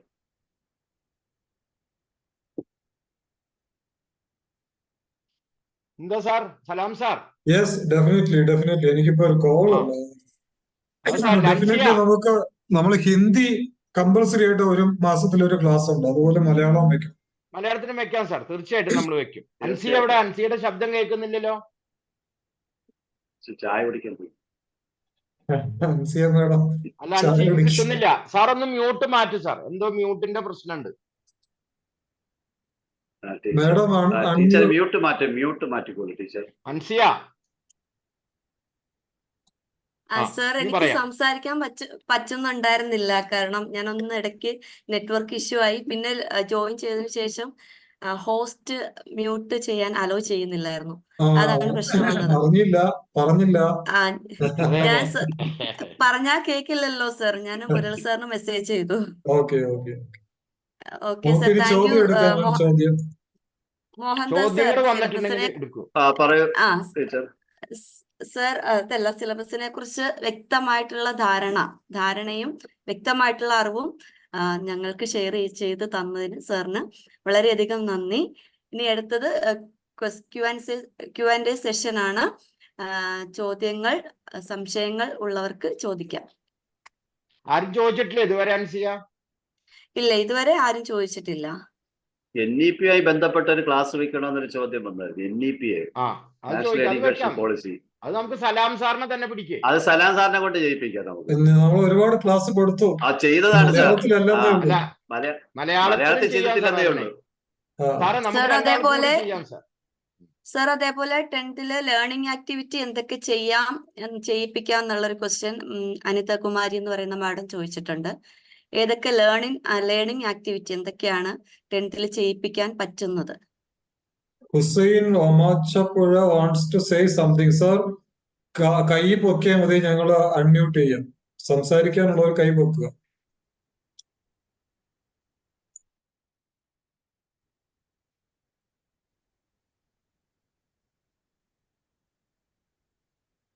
അപ്പൊ ആ ചോദ്യത്തിന് ഉത്തരം ആരാ പറയുന്നത്? അല്ലല്ല, ഇതല്ല ഇപ്പൊ ഈ ആക്ടിവിറ്റിയുടെ കാര്യമില്ല. മോഹൻദാസ് സാർ. അതെ, സാർ പറഞ്ഞോളൂ, ഞാനും അതിന്റെ കൂടെ പറയാം. സാർ തുടങ്ങിക്കോളൂ. അതായത് ഇപ്പൊ ലേണിംഗ് എന്ന് പറയുമ്പോ ഇന്റേണൽ അസസ്മെന്റ് എന്നുള്ള ഭാഗത്തിന്റെ ലേണിംഗ് ആണോ ടീച്ചർ ഉദ്ദേശിച്ചത്? അതാണ്. അല്ലല്ല സാർ ഉദ്ദേശിക്കുന്നത് ഇപ്പൊ ക്ലാസ്സില് അവർക്ക് ആക്ടിവിറ്റികളായിട്ട് കൊടുക്കാൻ പറ്റുന്നത് എന്തൊക്കെ പറ്റും. ഉദാഹരണത്തിന് ഇപ്പൊ നമുക്ക് യുദ്ധത്തിന്റെ പരിണാമം വരുന്നുണ്ട്, അതല്ലെങ്കിൽ മറ്റേ അമ്മ തൊട്ടില് വരുന്നുണ്ട്, ലക്ഷ്മണ സാന്ത്വനം വരുന്നുണ്ട്. അപ്പൊ ഇതുമായി കുട്ടികളെ മറ്റേ ഗ്രൂപ്പുമായിട്ട് ചില ക്ലാസ്സിൽ ഏതൊക്കെ തരത്തിൽ അവർക്കിത് പ്രയോജനപ്പെടുത്താം എന്നുള്ളതാണ് ചില ലേണിംഗ് ആക്ടിവിറ്റി ആയിട്ട്. കാരണം അവരിലേക്ക് കൂടുതലായിട്ട് ഇത് എത്തിക്കാൻ നമുക്ക് എന്തൊക്കെ ചെയ്യാന്നുള്ളതായിരിക്കണം അനിതകുമാരി ടീച്ചർ ഉദ്ദേശിക്കുന്നതാണ് എനിക്ക് തോന്നുന്നത്. അമ്പത്തൊട്ടിൽ എന്ന പാഠം പഠിപ്പിക്കുമ്പോൾ നമുക്ക് ഒരുപാട് പത്രവാർത്തകൾ എടുത്ത് കുട്ടികൾക്ക് കൊടുക്കാൻ കഴിയും. കാര്യം നമ്മുടെ നാട്ടില് ഇങ്ങനെ അമ്മമാര് ഈ ഗുരുവായൂർ ക്ഷേത്രത്തിൽ അങ്ങനെ വഴികളിലൊക്കെ കൊണ്ട് കളയുന്ന വാർത്തകൾ നമ്മൾ പലപ്പോഴും വായിക്കാറുണ്ട്. അതൊക്കെ പത്രത്തിൽ വരുന്നുണ്ട്. അപ്പൊ ആ പത്രവാർത്ത ആ കുട്ടികൾക്ക് കൊടുത്തു കഴിഞ്ഞാൽ രണ്ട് പ്രയോജനമുണ്ട്. പത്രവാർത്തയുമായിട്ടൊരു പരിചയം വരും, ഈ പാഠവുമായിട്ട് ഒരു പരിചയം വരും. പിന്നെ അച്ഛനമ്മമാര് മക്കൾ അവർ തമ്മിലുള്ള ആ ബന്ധത്തിന്റെ ഊഷ്മളത അത് കുട്ടികൾക്ക് തന്നെ ചോദിക്കാം. അവരുടെ വീട്ടിൽ എങ്ങനെയാണെന്ന് ചോദിക്കാം. അവരുടെ വീട്ടിൽ അച്ഛനമ്മമാരും മക്കളുമായിട്ടുള്ള ബന്ധം എന്താണ്, എന്നിട്ട് അവരോട് തന്നെ നമുക്ക് ചോദിക്കാം, നിങ്ങൾ ഭാവിയിൽ നിങ്ങളുടെ പരിപാടി എന്തായിരിക്കും, നിങ്ങൾ എന്തായിരിക്കും ഉദ്ദേശിക്കുന്നത്. ആ രീതിയിൽ ആ പാഠം പഠിപ്പിക്കാൻ നമുക്ക് കഴിയും. സാർ അതോടൊപ്പം ഓണമുറ്റത്തിലുണ്ട് സാർ, ഇഷ്ടം പോലെ ചെയ്യാൻ പറ്റും. ഓണമുറ്റത്ത് എന്നുള്ള ലെസൺ ശരിക്കും പറഞ്ഞാല് നമ്മുടെ ഈ ലേണിംഗ് ആക്ടിവിറ്റിക്ക് കേരളവുമായി ബന്ധപ്പെട്ടത്, ആർട്ട് ഇന്റഗ്രേഷനുമായി ബന്ധപ്പെട്ട് ഒക്കെ നമുക്ക് ചെയ്യാൻ പറ്റും സാർ. ഈവൻ യുദ്ധം ഇപ്പൊ നമ്മുടെ ഇതുണ്ടല്ലോ, യുദ്ധത്തിന്റെ പരിണാമം എടുത്തു കഴിഞ്ഞാൽ ഇപ്പൊ നമുക്കറിയാം, ഇപ്പൊ ഈ പാലസ്തീൻ യുദ്ധം നടക്കുന്ന സന്ദർഭം, യുദ്ധവുമായി അതിനെ ഏതൊക്കെ രീതിയിൽ ഘടിപ്പിച്ചുകൊണ്ട് കുട്ടികളെ കൊണ്ട് സെമിനാറുകൾ നടത്തിപ്പിക്കാം, അവരെ കൊണ്ട് സ്പീച്ചസ് നടത്തിപ്പിക്കാം, അതിന്റെ ഡ്രാമ ചെയ്യാൻ പറ്റും, ഇതൊക്കെ ചെയ്യാൻ പറ്റും കേട്ടോ. അതേപോലെ ഉത്സവം, ഉദ്ഘാടനം, ഇതൊക്കെ അങ്ങനെ തന്നെ എഴുതിയാൽ മതി, വേണ്ട. അതുപോലെ വായന ദിനം എന്നാണ് യഥാർത്ഥത്തിൽ നമ്മൾ ഉപയോഗിക്കുന്നത്. പക്ഷേ ശീലിച്ച് ഇപ്പൊ എന്തായി, വായനാ ദിനം അതേപോലെ ആയിട്ട് മാറിയിട്ടുണ്ട്. ഇപ്പൊ യഥാർത്ഥത്തിൽ വായന ദിനം എന്ന് തന്നെയാണ് അതിന്റെ രീതി. പക്ഷെ പ്രയോഗത്തിലൂടെ ഇപ്പൊ ഏത് ഉപയോഗിച്ച് വരുന്നുണ്ട്, വായനാ ദിനവും എഴുതി തുടങ്ങി, അല്ലെങ്കിൽ ആൾക്കാർ അത് ശീലമാക്കി മാറ്റി കഴിഞ്ഞു. സാർ വേറെ ചോദ്യം വല്ലതും ഉണ്ടോ? ക്ലിയർ അല്ലേ സാർ? അതേപോലെ റീത എന്ന് പറയുന്ന ഒരു മാമും പിന്നെ ഹുസൈൻ സാറും ഹാൻഡ് റൈസ് ചെയ്തിട്ടുണ്ട്. അവർക്ക് എന്തോ സംശയം സംസാരിക്കട്ടെ. ഹുസൈൻ സാർ അവർക്കൊന്ന് നമസ്കാരം. ആക്കി കൊടുക്കും സാർ.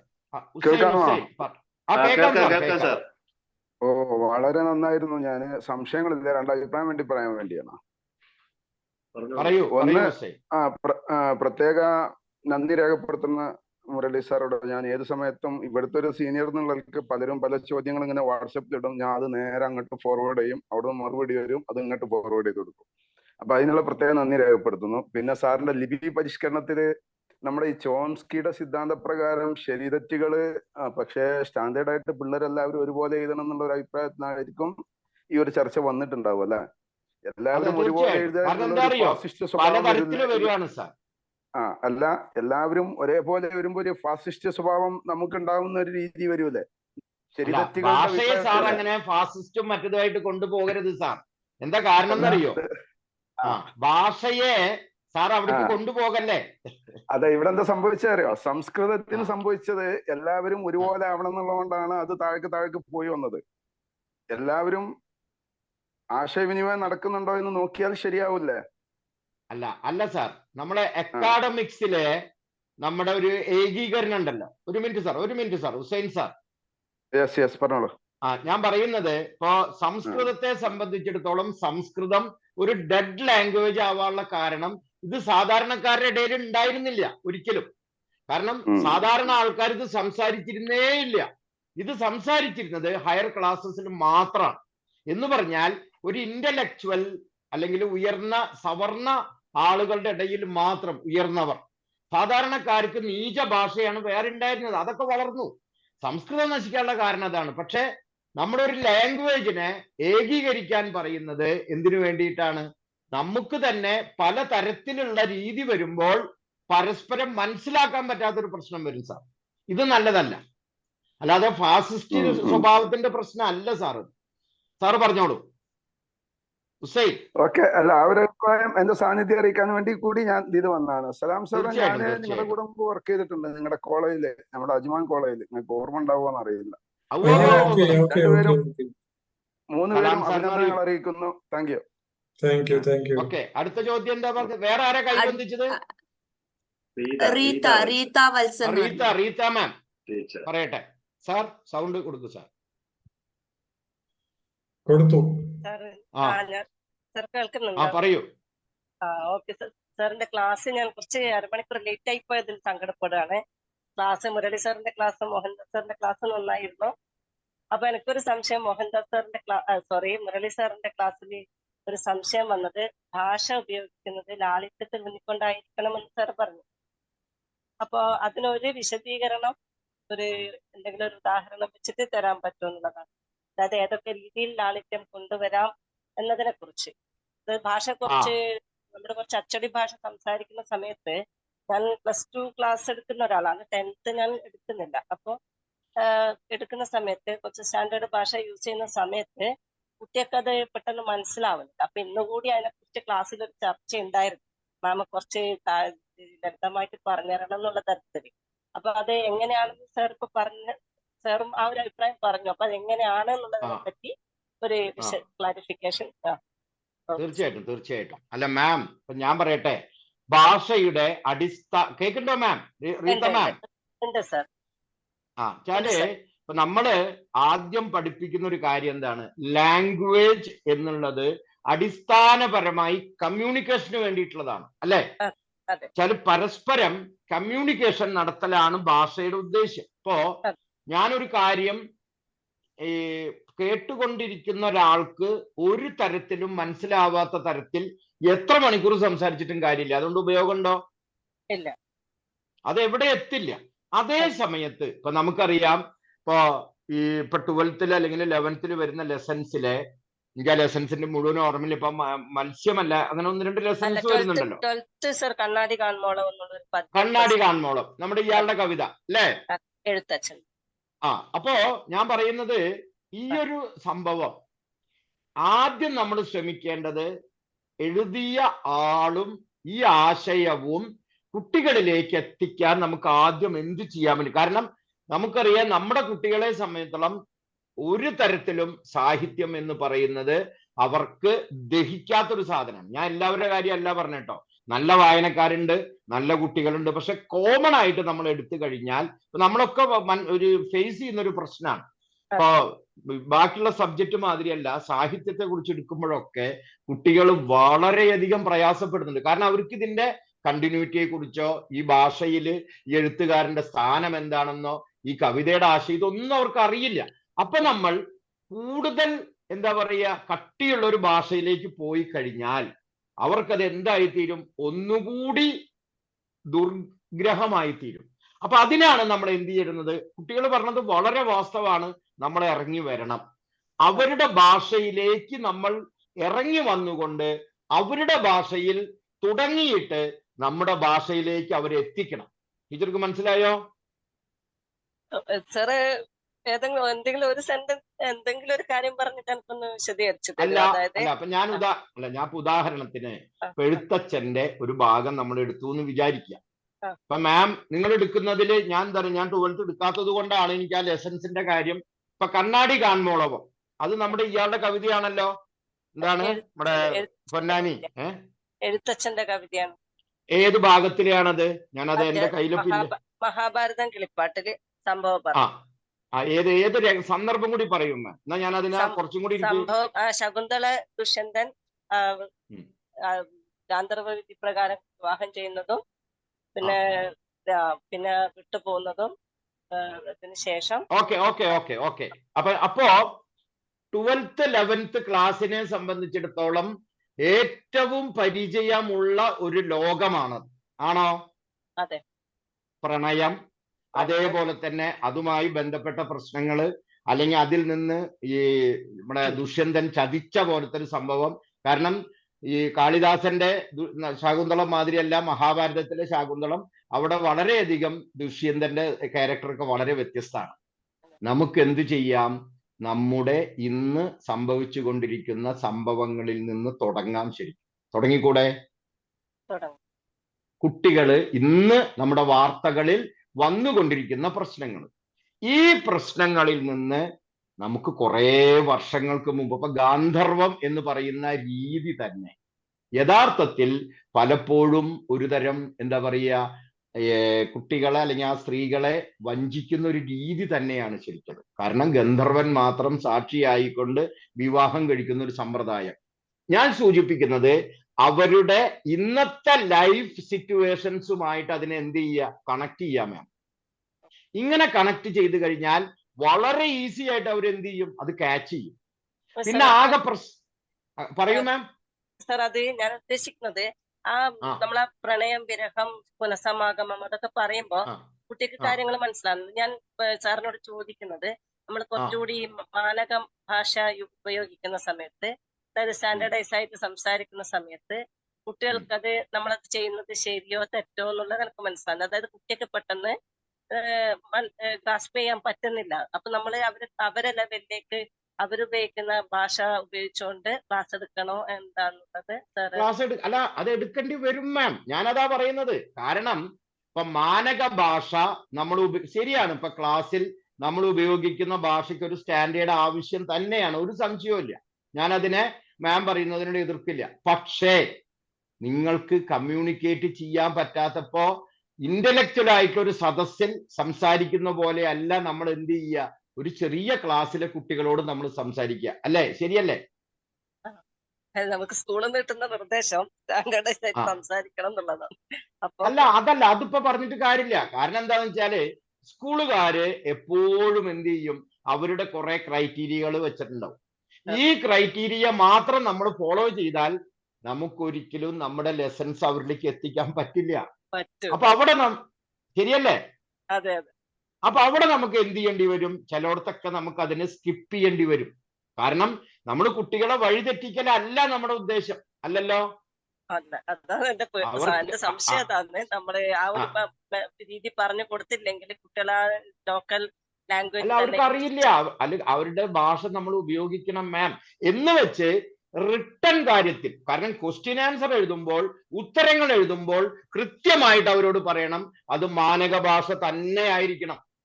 കമ്മ്യൂണിക്കേറ്റ് ചെയ്യാൻ നമുക്കത് ഉപയോഗിക്കാം. പക്ഷേ എഴുത്ത് ഭാഷ എന്ന് പറയുന്നത് ഒരിക്കലും പ്രാദേശിക ഭാഷയല്ല. അതിനൊരു സ്റ്റാൻഡേർഡ് സ്വഭാവം ഉണ്ടായിരിക്കണം. ഈ ഒരു വ്യത്യാസം മറ്റേ മാമിനെ, റീത്ത മാമിനെ സംബന്ധിച്ചിടത്തോളം നമുക്ക് പാലിക്കാൻ പറ്റിക്കും. ഇപ്പൊ മാം കണ്ണൂരാണെന്നാ ഞാൻ തോന്നുന്നു, അല്ലേ? കണ്ണൂരല്ലേ മാം? അതെ അതെ അതെ സർ. അപ്പൊ കണ്ണൂര് ഉള്ള ആളെ സംബന്ധിച്ചിടത്തോളം പലപ്പോഴും ഇപ്പൊ ഞങ്ങളുടെ തൃശ്ശൂർ ഭാഷയിൽ പറഞ്ഞാൽ അവർക്കത് പെട്ടെന്ന് ഉൾക്കൊള്ളാൻ പറ്റില്ല. അതുകൊണ്ട് തന്നെ ചില സന്ദർഭങ്ങളിൽ കണ്ണൂരിന്റെ ഭാഷയുടെ സ്വഭാവത്തിലേക്ക് മാം ഇറങ്ങി വരിക തന്നെ വേണം. അതിൽ ഒരു തെറ്റുമില്ല എന്നാണ് ഞാൻ പറയുന്നത്. കാരണം നമുക്ക് വേണ്ടത് എന്താണ്? നിങ്ങൾക്ക് പറയാനുള്ള കാര്യം അവരിലേക്ക് എത്തിക്കലാണ്. അല്ലാതെ നമ്മൾ പുറത്തും കുട്ടികൾ വേറൊരു സ്ഥലത്തുമായിട്ട് നിന്ന് കഴിഞ്ഞാൽ പഠിപ്പിക്കൽ എവിടെയും എത്തില്ല. അതുകൊണ്ട് കാര്യമുണ്ടോ? ക്ലിയർ അല്ലേ മാം? അതെ ക്ലിയർ ആണ് sir. Okay okay ma'am. Thank you sir. വേറെ ചോദ്യം Sir, ഉണ്ടോ? അടുത്തൊരു ചോദ്യം സർ ഇപ്പൊ ആദ്യം ദീപ മാം. പറഞ്ഞത് ഒരു മിനിറ്റ് റീത്ത മാം പറയൂ. സാർ സാറ് ഒരുപാട് സംശയങ്ങൾ ഉണ്ടായിരുന്നു. അപ്പൊ ഈ കാര്യത്തിന് ശേഷം ആവശ്യമില്ല എന്നുള്ളതൊക്കെ സാർ പറയുന്ന സമയത്താണ് ഞാൻ ജോയിൻ ചെയ്തത്. അപ്പൊ അതിന് മുന്നേതൊന്നും കേൾക്കാൻ പറ്റിയില്ല. അല്ലല്ല, അത് ഞാനൊരു വേർഡ് ഫയൽ ആക്കിയിട്ട് ഒരു PDF ആക്കി ഞാൻ ഗ്രൂപ്പിൽ ഒരാഴ്ചക്കുള്ളിൽ ഞാൻ പോസ്റ്റ് ചെയ്യാം. എന്താ കാരണം എന്ന് വെച്ചാല് അതെല്ലാവർക്കും അത്യാവശ്യമാണ് ആ കാര്യത്തെ കുറിച്ച് അറിയേണ്ടത്. മുരളി സാർ ഇതിന്റെ റെക്കോർഡ് ഞങ്ങൾ പോസ്റ്റ് ചെയ്തോളാം. അതുപോലെ സാർ ഈ അക്ഷരം ഇതിന്റെ വീഡിയോ നമ്മൾ പോസ്റ്റ് ചെയ്യാം. പോസ്റ്റ് ചെയ്യാം, വീഡിയോ പോസ്റ്റ് ചെയ്യാം മാം. റീത്ത മാം. സാർ അതുപോലെ ഈ ലിപി പരിഷ്കരണം വീണ്ടും വന്നിട്ടുണ്ടല്ലോ, പഴയ ലിപി തന്നെ ഉപയോഗിക്കാൻ വേണ്ടി. അല്ല, പഴയ ലിപി അങ്ങനെ ഉപയോഗിക്കാനല്ല പറയുന്നത്, പരിഷ്കാരത്തോട് കൂടി ഉപയോഗിക്കാനാണ്. പഴയ ലിപി അങ്ങനെ നമുക്ക് ഉപയോഗിക്കാൻ പറ്റില്ല മാം. അല്ല, ചില ലിപികൾ ചിലത് മാത്രമേ കൂട്ടക്ഷരങ്ങളിൽ ചില കൂട്ടക്ഷരങ്ങൾ അതേപോലെ ഉപയോഗിക്കുന്ന പറയൂ സാർ. മുരളി സാർ, മാഡം ആ വീഡിയോ കാണട്ടെ. സാർ ഇതെല്ലാം ടച്ച് ചെയ്ത് പോയിട്ടുള്ളതോ? അല്ല മാം, റീത്ത മാം ആ വീഡിയോ കാണും. ഞങ്ങൾ എന്തായാലും യൂട്യൂബിൽ ഇടും അത് കേട്ടോ. ഓക്കെ. അൻസിയ, അടുത്ത ചോദ്യം. സർ, അടുത്തൊരു ചോദ്യമാണ്. കാണേണ്ടതാണ്, കണ്ടതാണ്. സോറി, കാണേണ്ടതാണ്. ഇതില് ഏതാണ് ശരി? കാണേണ്ടതാണ്, കാണേണ്ടതാണ് ശരിയല്ല. കാണേണ്ടതാണല്ല, കാണേണ്ടതാണ് എന്ന് തന്നെ പറയണം. കാണേണ്ടതാണ്. ഇപ്പൊ ദീപ മാം ചോദ്യമാണത്. Okay sir. നെക്സ്റ്റ് രഘു ഇല്ല, ഇനി രഘുമാഷിന് എന്തോ പറയാനായിട്ടുണ്ട്. രഘുമാഷ് സാർ ഒന്ന് കൊടുക്കു സാർ. മോൻ സലാം സാർ. കൈ പൊക്കിയിട്ടില്ല. അതുപോലെ വായന ദിനം. ഞാൻ പറഞ്ഞല്ലോ, ഞാൻ പറഞ്ഞു അതിന്റെ മറുപടി. വായന ദിനം തന്നെയാണ് ശരി. പക്ഷെ ഇന്ന് നമ്മൾ എന്തായി, അത് പറഞ്ഞു എന്തായി, വായനാ ദിനം എന്നായി മാറി. കറക്റ്റ് വായന ദിനം തന്നെയാണ്, പക്ഷെ പറഞ്ഞപ്പോ എവിടെ എത്തി? വായനാ ദിനമായിട്ട് ഇപ്പൊ നമ്മൾ യൂസ് ചെയ്യുന്നുണ്ട് അസലായിട്ടത് രണ്ടും. അല്ലല്ല, രഘുമാഷ് ഇവിടുത്തെ ഒരാൾ തന്നെയാണ് കേട്ടോ സാർ, ദുബായിലത്തെ. നമുക്ക് പ്രയോജനപ്പെടുത്താവുന്ന ഒരാളാണ്. സാറ് പോയോ? രഘുമാഷ് പോയോ? രഘുമാഷ് ഇല്ല. മിസ്റ്റർ രഘു ഒന്ന് കൈ പൊക്കിയിരുന്നെങ്കിൽ കാണാമായിരുന്നു. ഞാൻ നോക്കട്ടെ. വേറെ ആരെങ്കിലും ഉണ്ടോ അതിനിടയ്ക്ക് ചോദിക്കും സംശയം? സർ, അതേപോലെ അവൻ അധികം എ ആണോ, അവന് അധികം എ ആണോ, ഏതാണ് ശരി എന്നുള്ളത് അനിതകുമാരി ഞാൻ ചോദിക്കുന്നു. രഘുമാഷ് പറയൂ സാർ. മാഷേ. മുരളി മാഷേ, എനിക്ക് മോഹൻദാസ് സാറിനോടാണ് ചോദിക്കാനുള്ളത്. ഞാൻ എപ്പോഴും ഉള്ളൊരു സംശയമാണ് ആ ലെറ്റർ റൈറ്റിങ്ങിനെ കുറിച്ച്, കത്തെഴുതുന്നതിനെ കുറിച്ച്. നമ്മൾ പല വർഷവും പല രീതിയിലാണ് അതിന്റെ ഒരു സ്ട്രക്ചർ കാണാറ്. അപ്പൊ സാർ ഇപ്പൊ പറയുണ്ടായി നമുക്ക് ഏത് രീതിയിൽ വേണമെങ്കിലും എഴുതാം, ഒരു രീതി മാത്രം കുട്ടികളെ പഠിപ്പിച്ചാൽ മതി എന്ന്. അപ്പൊ നമ്മള് ഈ ഇങ്ങനെ ചോദ്യത്തിന്റെ ഈ രീതി വരുന്നതിന് മുമ്പ് പഠിപ്പിച്ചിരുന്ന ആ രീതിയിൽ തുടർന്നാലും തെറ്റില്ല എന്നാണോ സാറ് പറയുന്നത്? ഒരു കുഴപ്പമില്ല പക്ഷേ രഘുമാഷേ, അത് പ്രശ്നമല്ല. രണ്ട് രീതികൾ ഞാൻ പറഞ്ഞു. സാറ് ശ്രദ്ധിച്ചു കാണുമോ? രണ്ട് രീതികൾ സാറ് പറഞ്ഞ് ഞാൻ ശ്രദ്ധിച്ചു, ഡീറ്റെയിൽ ആയിട്ട് ഞാൻ കേട്ടു. അതുകൊണ്ടാണ് പ്രേക്ഷകൻ കഴിഞ്ഞിട്ട് തീയതി വെക്കാം, പിന്നെ സ്വീകർത്താവ് അഡ്രസ്, അങ്ങനെ പോവാം, സല്യൂട്ടേഷൻ, പിന്നെ വിഷയം, എന്നിട്ട് കാര്യങ്ങൾ എഴുതുന്ന രീതി പോകാം. പിന്നെ റൈറ്റ് സൈഡിൽ നമുക്ക് ബഹുമാനപൂർവ്വം അല്ലെങ്കിൽ വിശ്വസ്തപൂർവ്വം ഒപ്പ്, പേര് അങ്ങനെ എഴുതാം, അല്ലെ ആ രീതിയിൽ എഴുതാം. അതല്ലെങ്കിൽ എല്ലാം നമുക്ക് ലെഫ്റ്റ് സൈഡിൽ എഴുതിക്കൊണ്ട് തുടങ്ങും. അപ്പോൾ ഈ രണ്ട് രീതിയാണെങ്കിൽ CBSEക്ക് അത് സ്വീകാര്യമാണ്, സ്വീകരിക്കാം. അതെ, ഒരു പ്രശ്നമില്ല, മാർക്ക് കിട്ടും. പക്ഷെ രണ്ടാമത്തെ ഒരു കാര്യം നാലെഴുത്ത് എന്ന് ഒന്നേ വെച്ചാൽ പഠിപ്പിക്കാവൂ, രണ്ടുകൂടെ പഠിപ്പിച്ച് കുട്ടികളെ ബുദ്ധിമുട്ടിക്കരുത്. ഒരേ ഞാൻ രീതി പഴയ കാലം പഠിപ്പിക്കുക. മുതലേ ഒരൊറ്റ രീതിയേ ഉള്ളൂ, ഒറ്റ രീതിയേ ഉള്ളൂ. ആ വേറെന്താ ചോദിച്ചോ മുരളി മാഷെ? മാഷേ, മുരളി മാഷേ, അതായത് നമ്മളിപ്പോ ഈ ലക്ഷ്മണ സാന്ത്വനൊക്കെ പഠിപ്പിക്കുമ്പോ സാറ് ആ നേരത്തെ പറഞ്ഞല്ലോ റീത്ത മാമിന്റെ ചോദ്യത്തിന് മറുപടി ആയിട്ട്, അതായത് ലക്ഷ്മണ സാന്ത്വനൊക്കെ പഠിപ്പിക്കുമ്പോൾ നമുക്ക് കുറച്ചും കൂടി സമകാലിക വിഷയങ്ങൾ ഉൾപ്പെടുത്തിക്കൊണ്ട് അതുമായി ആ കണക്ട് ചെയ്തുകൊണ്ട്, ഇപ്പൊ ഈ ഉം, ലക്ഷ്മണന്റെ പെട്ടെന്നുള്ള ക്ഷോഭത്തെ കുറിച്ച് അല്ലെങ്കിൽ ആ ആ കോപ സ്വഭാവത്തെ കുറിച്ചൊക്കെ നമുക്ക് ഉം. സമകാലിക സംഭവങ്ങളുമായിട്ടോ സിനിമയുമായിട്ടോ നാടകവുമായിട്ടൊക്കെ ബന്ധപ്പെടുത്തി പഠിപ്പിക്കാവുന്നതല്ലേ ഉള്ളൂ. ഒരു അതിനൊരു കുഴപ്പമില്ല. സ്വീകാര്യത കിട്ടില്ലേ? കിട്ടും, അത് ചെയ്യണം. ഞാൻ പറയുന്നത് ഇപ്പോ കുട്ടികളുടെ ഇന്നത്തെ സ്വഭാവത്തിലെ പ്രത്യേകതകൾ, പെട്ടെന്ന് വരുന്ന ദേഷ്യം, പേഷ്യൻസ് ഇല്ലായ്മ, ഇതൊക്കെ നമുക്ക് കണക്ട് ചെയ്യാൻ പറ്റും ലക്ഷ്മണന്റെ കാര്യത്തിൽ. കാരണം ലക്ഷ്മണൻ അങ്ങനത്തെ ഒരു കുട്ടിയാണ് ശരിക്കും. അതെ, അതുകൊണ്ടാണല്ലോ നമ്മളെ പരീക്ഷിത്തിനെ മത്സരാർത്ഥി പോലെ അല്ലേ പഠിഞ്ഞ സാർ? എന്ന് പറയും. അതന്നെ അത് ചെയ്യാൻ മാഷ. അത് ഒരു പരീക്ഷിത്ത് കുഴപ്പമില്ല, രാജാവ് നല്ല ഇതുപോലെ കാര്യമാണ്. വേശ്യത്തിന് അടിപ്പെട്ടാണ് കുഴപ്പമുണ്ടാക്കിയത്. പരീക്ഷിത്ത് അതെ അല്ല, രാജാവില്ലേ അതിന് ഞാനിപ്പോ പ്രശ്നക്കാരനാണ്. പലപ്പോഴും പറയൂ. കുട്ടികൾക്ക് ഇപ്പൊ പ്രത്യേകിച്ച് ഗൾഫ് രാജ്യങ്ങളിലെ കുട്ടികൾക്ക് നമുക്കിപ്പോ ഈ കോപം അത് മൂലം എന്നൊക്കെ പറയുമ്പോൾ നമ്മൾ പെട്ടെന്ന് ചിലപ്പോൾ മലയാള സിനിമയൊക്കെ ആയിട്ട് ബന്ധപ്പെടുത്തിക്കൊണ്ട് ഇപ്പൊ ഒന്ന് പറഞ്ഞ് രണ്ടിന് തോക്കെടുക്കുന്ന സുരേഷ് ഗോപി അല്ല പോലും അല്ലല്ല ലക്ഷ്മണ പറയണം സ്വഭാവമുള്ള ഒരാളാണെന്ന് പറഞ്ഞു പോവാറുണ്ട്. പറയണം സാർ. സാർ അങ്ങനെയല്ലേ നമുക്ക് ഇവരുടെയൊക്കെ കുട്ടികളിലേക്ക്. വീടുകളിൽ പോലും ഇങ്ങനെ കാണും സാർ. ഇവരുടെ വീടുകളിൽ അതെ, പോലും അതെ, ഇങ്ങനെയുള്ള ദേഷ്യം വരുന്ന അതെ, ആൾക്കാർ കാണും. അത് ചോദിച്ചാൽ മതി, അപ്പൊ അവര് പറയും, കൃത്യമായിട്ട് അവര് രഘുമാഷ് പറയും. ക്ലിയർ അല്ലേ?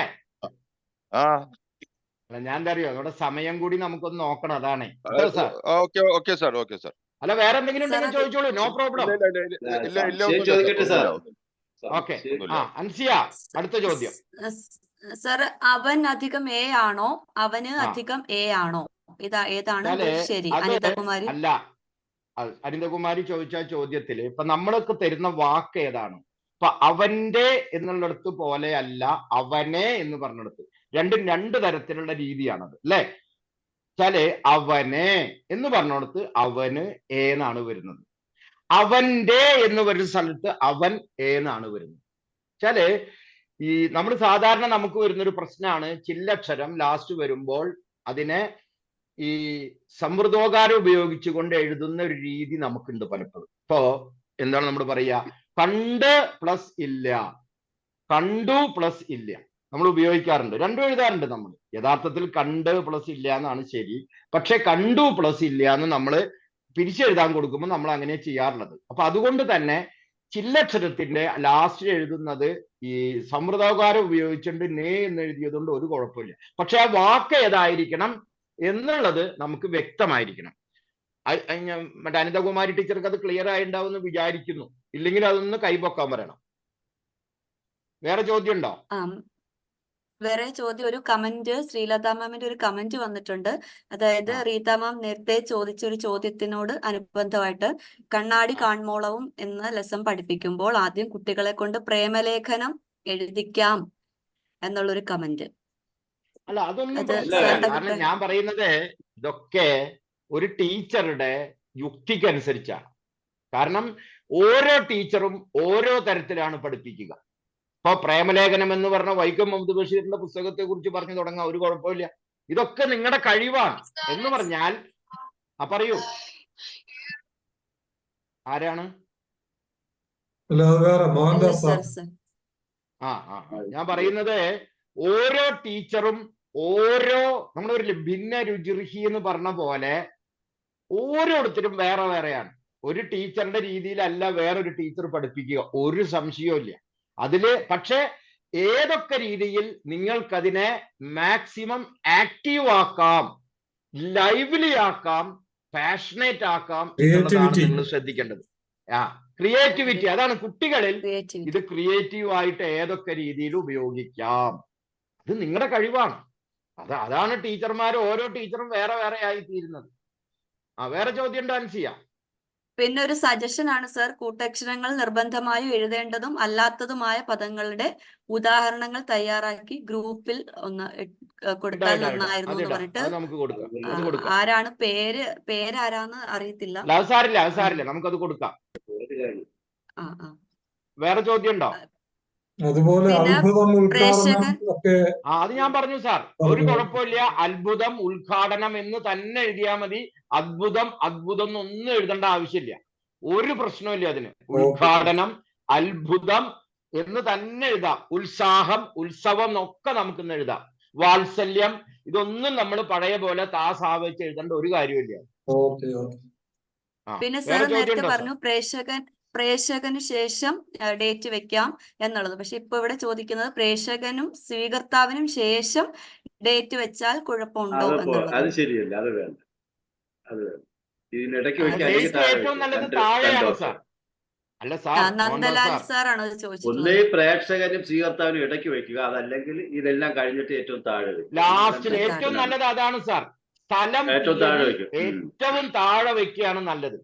സ്ഥലവും തീയതിയും ഏറ്റവും താഴെ ചില ആ സൈഡിൽ വെക്കുക തന്നെയാണ് നല്ലത്. ഒരു പ്രശ്നമില്ല. ക്ലിയർ ആണോ? ഇത്രയാണ്. വേറെ ചോദ്യം ഉണ്ടോ? പിന്നെ അനുജ അശോക് കുമാർ എന്ന് പറഞ്ഞ മാം. Yes yes. അതിനെന്തോ സംസാരം? പറയൂ അനുജ മാം, പറയൂ. അനുജ മാം ന്യൂ ഇന്ത്യ മോഡൽ സ്കൂളിലെ ടീച്ചറല്ലേ? പഴയ ന്യൂ ഇന്ത്യ മോഡൽ ഇപ്പൊ അവറോണില് HOD ആണ് സാർ ഷാർജയില്. ഞാൻ അൺമ്യൂട്ട് ചെയ്യുന്നുണ്ട്, അത് അവര് ആക്റ്റീവ് ആക്കുന്നില്ല. അനുജ മാം അൺമ്യൂട്ട് ചെയ്തോളൂ. ഞാൻ ഇവിടെ അൺമ്യൂട്ട് ചെയ്യുന്നുണ്ട്. അനുജ മാം പോയോ? മാം മ്യൂട്ടാണ്. അനുജ മ്യൂട്ട് മാറ്റിയിട്ട് അൺമ്യൂട്ട് ചെയ്തിട്ട് സംസാരിക്കൂ. മാം പോയോ? അടുത്ത ഷബിന വന്നിട്ടുണ്ട്. ഷബിന അല്ലേ? അതെ, അനുജ വന്നു. അനുജ മാം, എനിക്കൊരു സംശയം. ചോദിച്ചോളൂ. MCQ ക്വസ്റ്റ്യൻസ് എഴുതുമ്പോഴേ അതിന്റെ ആൻസേഴ്സ് കുട്ടികൾ ആ വേർഡ് തന്നെ എഴുതിയില്ലെങ്കിൽ മാർക്ക് കൊടുക്കും, അതോ ABCD ഓപ്ഷൻ സമയം കിട്ടാതെ വരുമ്പോ അവര് AO BO അങ്ങനെ ഓപ്ഷൻ എഴുതിയാൽ മാർക്ക് കൊടുക്കുമോ? ഒരു പ്രശ്നമില്ല. നിങ്ങൾ വേഡിയന്റ് എഴുതാൻ പ്രേരിപ്പിക്കുക. കാരണം എന്ന് പറഞ്ഞാൽ അതായിരിക്കും പരീക്ഷ നോക്കുന്നവർക്ക് എളുപ്പം. പക്ഷെ A എന്നോ C എന്നോ എഴുതിയാലും മാർക്ക് കൊടുക്കും. മാർക്ക് കിട്ടിയിരിക്കും. ഒരു പേടി ഇപ്പൊ കുട്ടികൾ അങ്ങനെ ചെയ്തു, അപ്പൊ നമ്മളത് ഒരു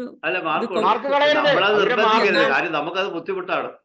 അല്ല, കുട്ടികൾക്ക് മാർക്ക് കൊടുക്കില്ലെന്നല്ല, അവരോട് പറഞ്ഞു നിർബന്ധമായിട്ട് നിങ്ങൾ ഇത് തന്നെ എഴുതുക, പിന്നെ ഒട്ടും സമയമില്ലെങ്കിൽ മാത്രമേ ഇങ്ങനെ ചെയ്യാവൂ. ഒരു കുഴപ്പമില്ല. വേറെ ആരാ പറഞ്ഞത്? Shabna. Okay sir, thank you so much. നല്ല ക്ലാസ് ആയിരുന്നു, എല്ലാം എഴുതി വെച്ചിട്ടുണ്ട്. Thank you. എന്തായാലും നമുക്കതേ നല്ല രീതിയിൽ ഞാൻ അതിന്റെ ഒരു കുറിപ്പുണ്ടാക്കി ഇടുകയും ചെയ്യാം കേട്ടോ.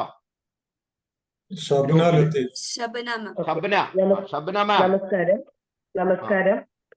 സാർ, എന്റെ ഒരു കൺഫ്യൂഷൻ ക്ലിയർ ചെയ്യാനാണ്. നേരത്തെ തന്നെ നമ്മുടെ ഈ ഗ്രൂപ്പിൽ വന്നിട്ടുള്ളതിന് വാല്യുവേഷന് കിട്ടിയതില് കത്തെഴുതുമ്പോ പ്രേക്ഷകനും സ്വീകർത്താവും കഴിഞ്ഞിട്ടാണ് തീയതി കണ്ടിരുന്നത്. അപ്പൊ അതിൽ ഇപ്പൊ വന്നതിൽ എന്തെങ്കിലും മാറ്റമുള്ളതാണോ, അതോ അങ്ങനെ തന്നെ കുട്ടികളെ പഠിപ്പിച്ചു പോയാൽ മതിയോ? അങ്ങനെ എഴുതാം. അതായത് പ്രേക്ഷകനും സ്വീകർത്താവിനും ഇടയിൽ എഴുതാം, ഗ്രാഹകൻ സ്വീകർത്താവ് കഴിഞ്ഞിട്ട് തീയതി എഴുതാം. അതൊന്നും അവരൊരു പ്രശ്നമാക്കില്ല, നിങ്ങൾ എഴുതിയിരുന്നാ മതി.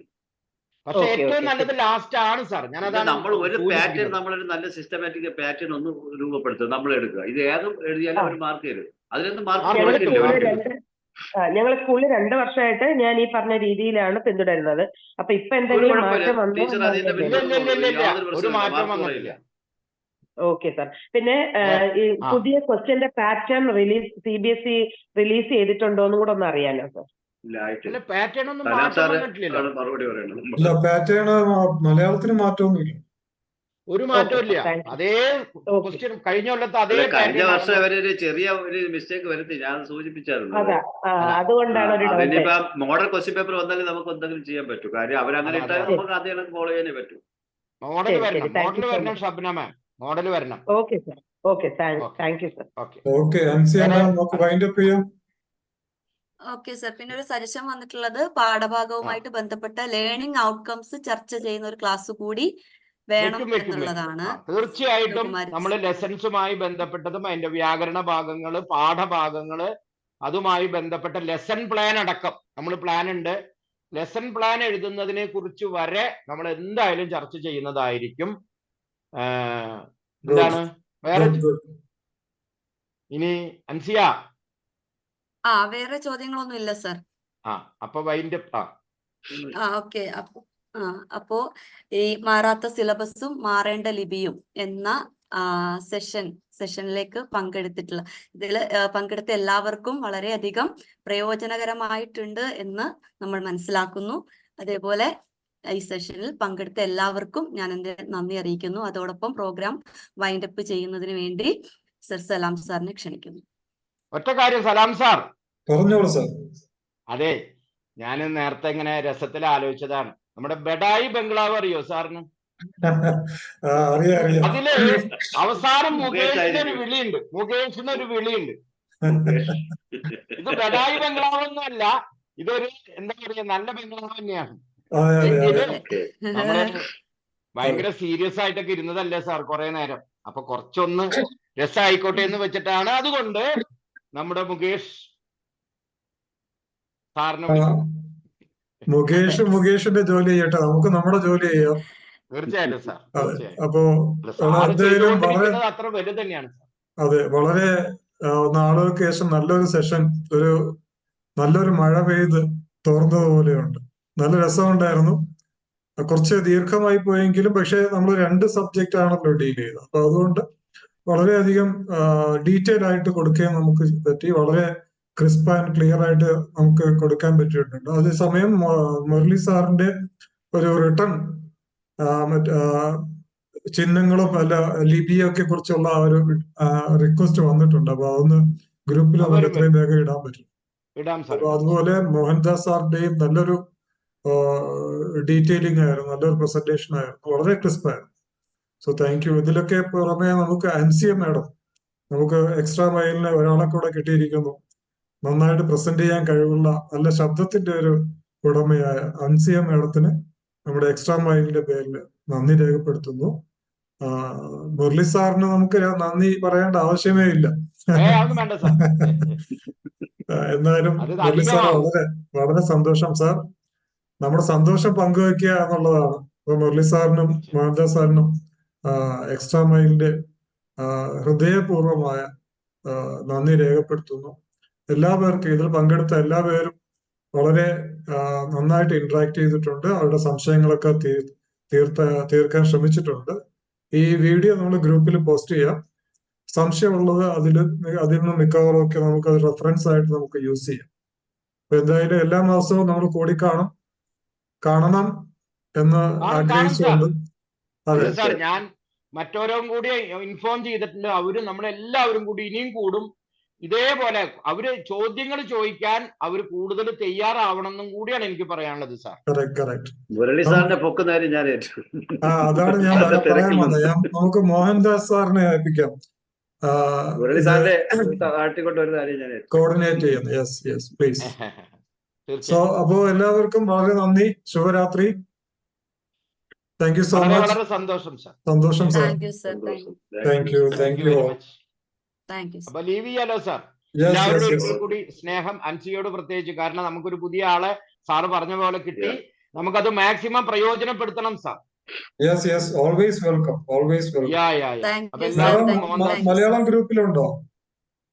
ഇല്ല, അതൊന്ന് ചേർപ്പിക്കണം സാർ. സാർ അപ്പൊ എന്റെ നമ്പർ ഒന്ന് കൊടുത്തേക്കും സാർ.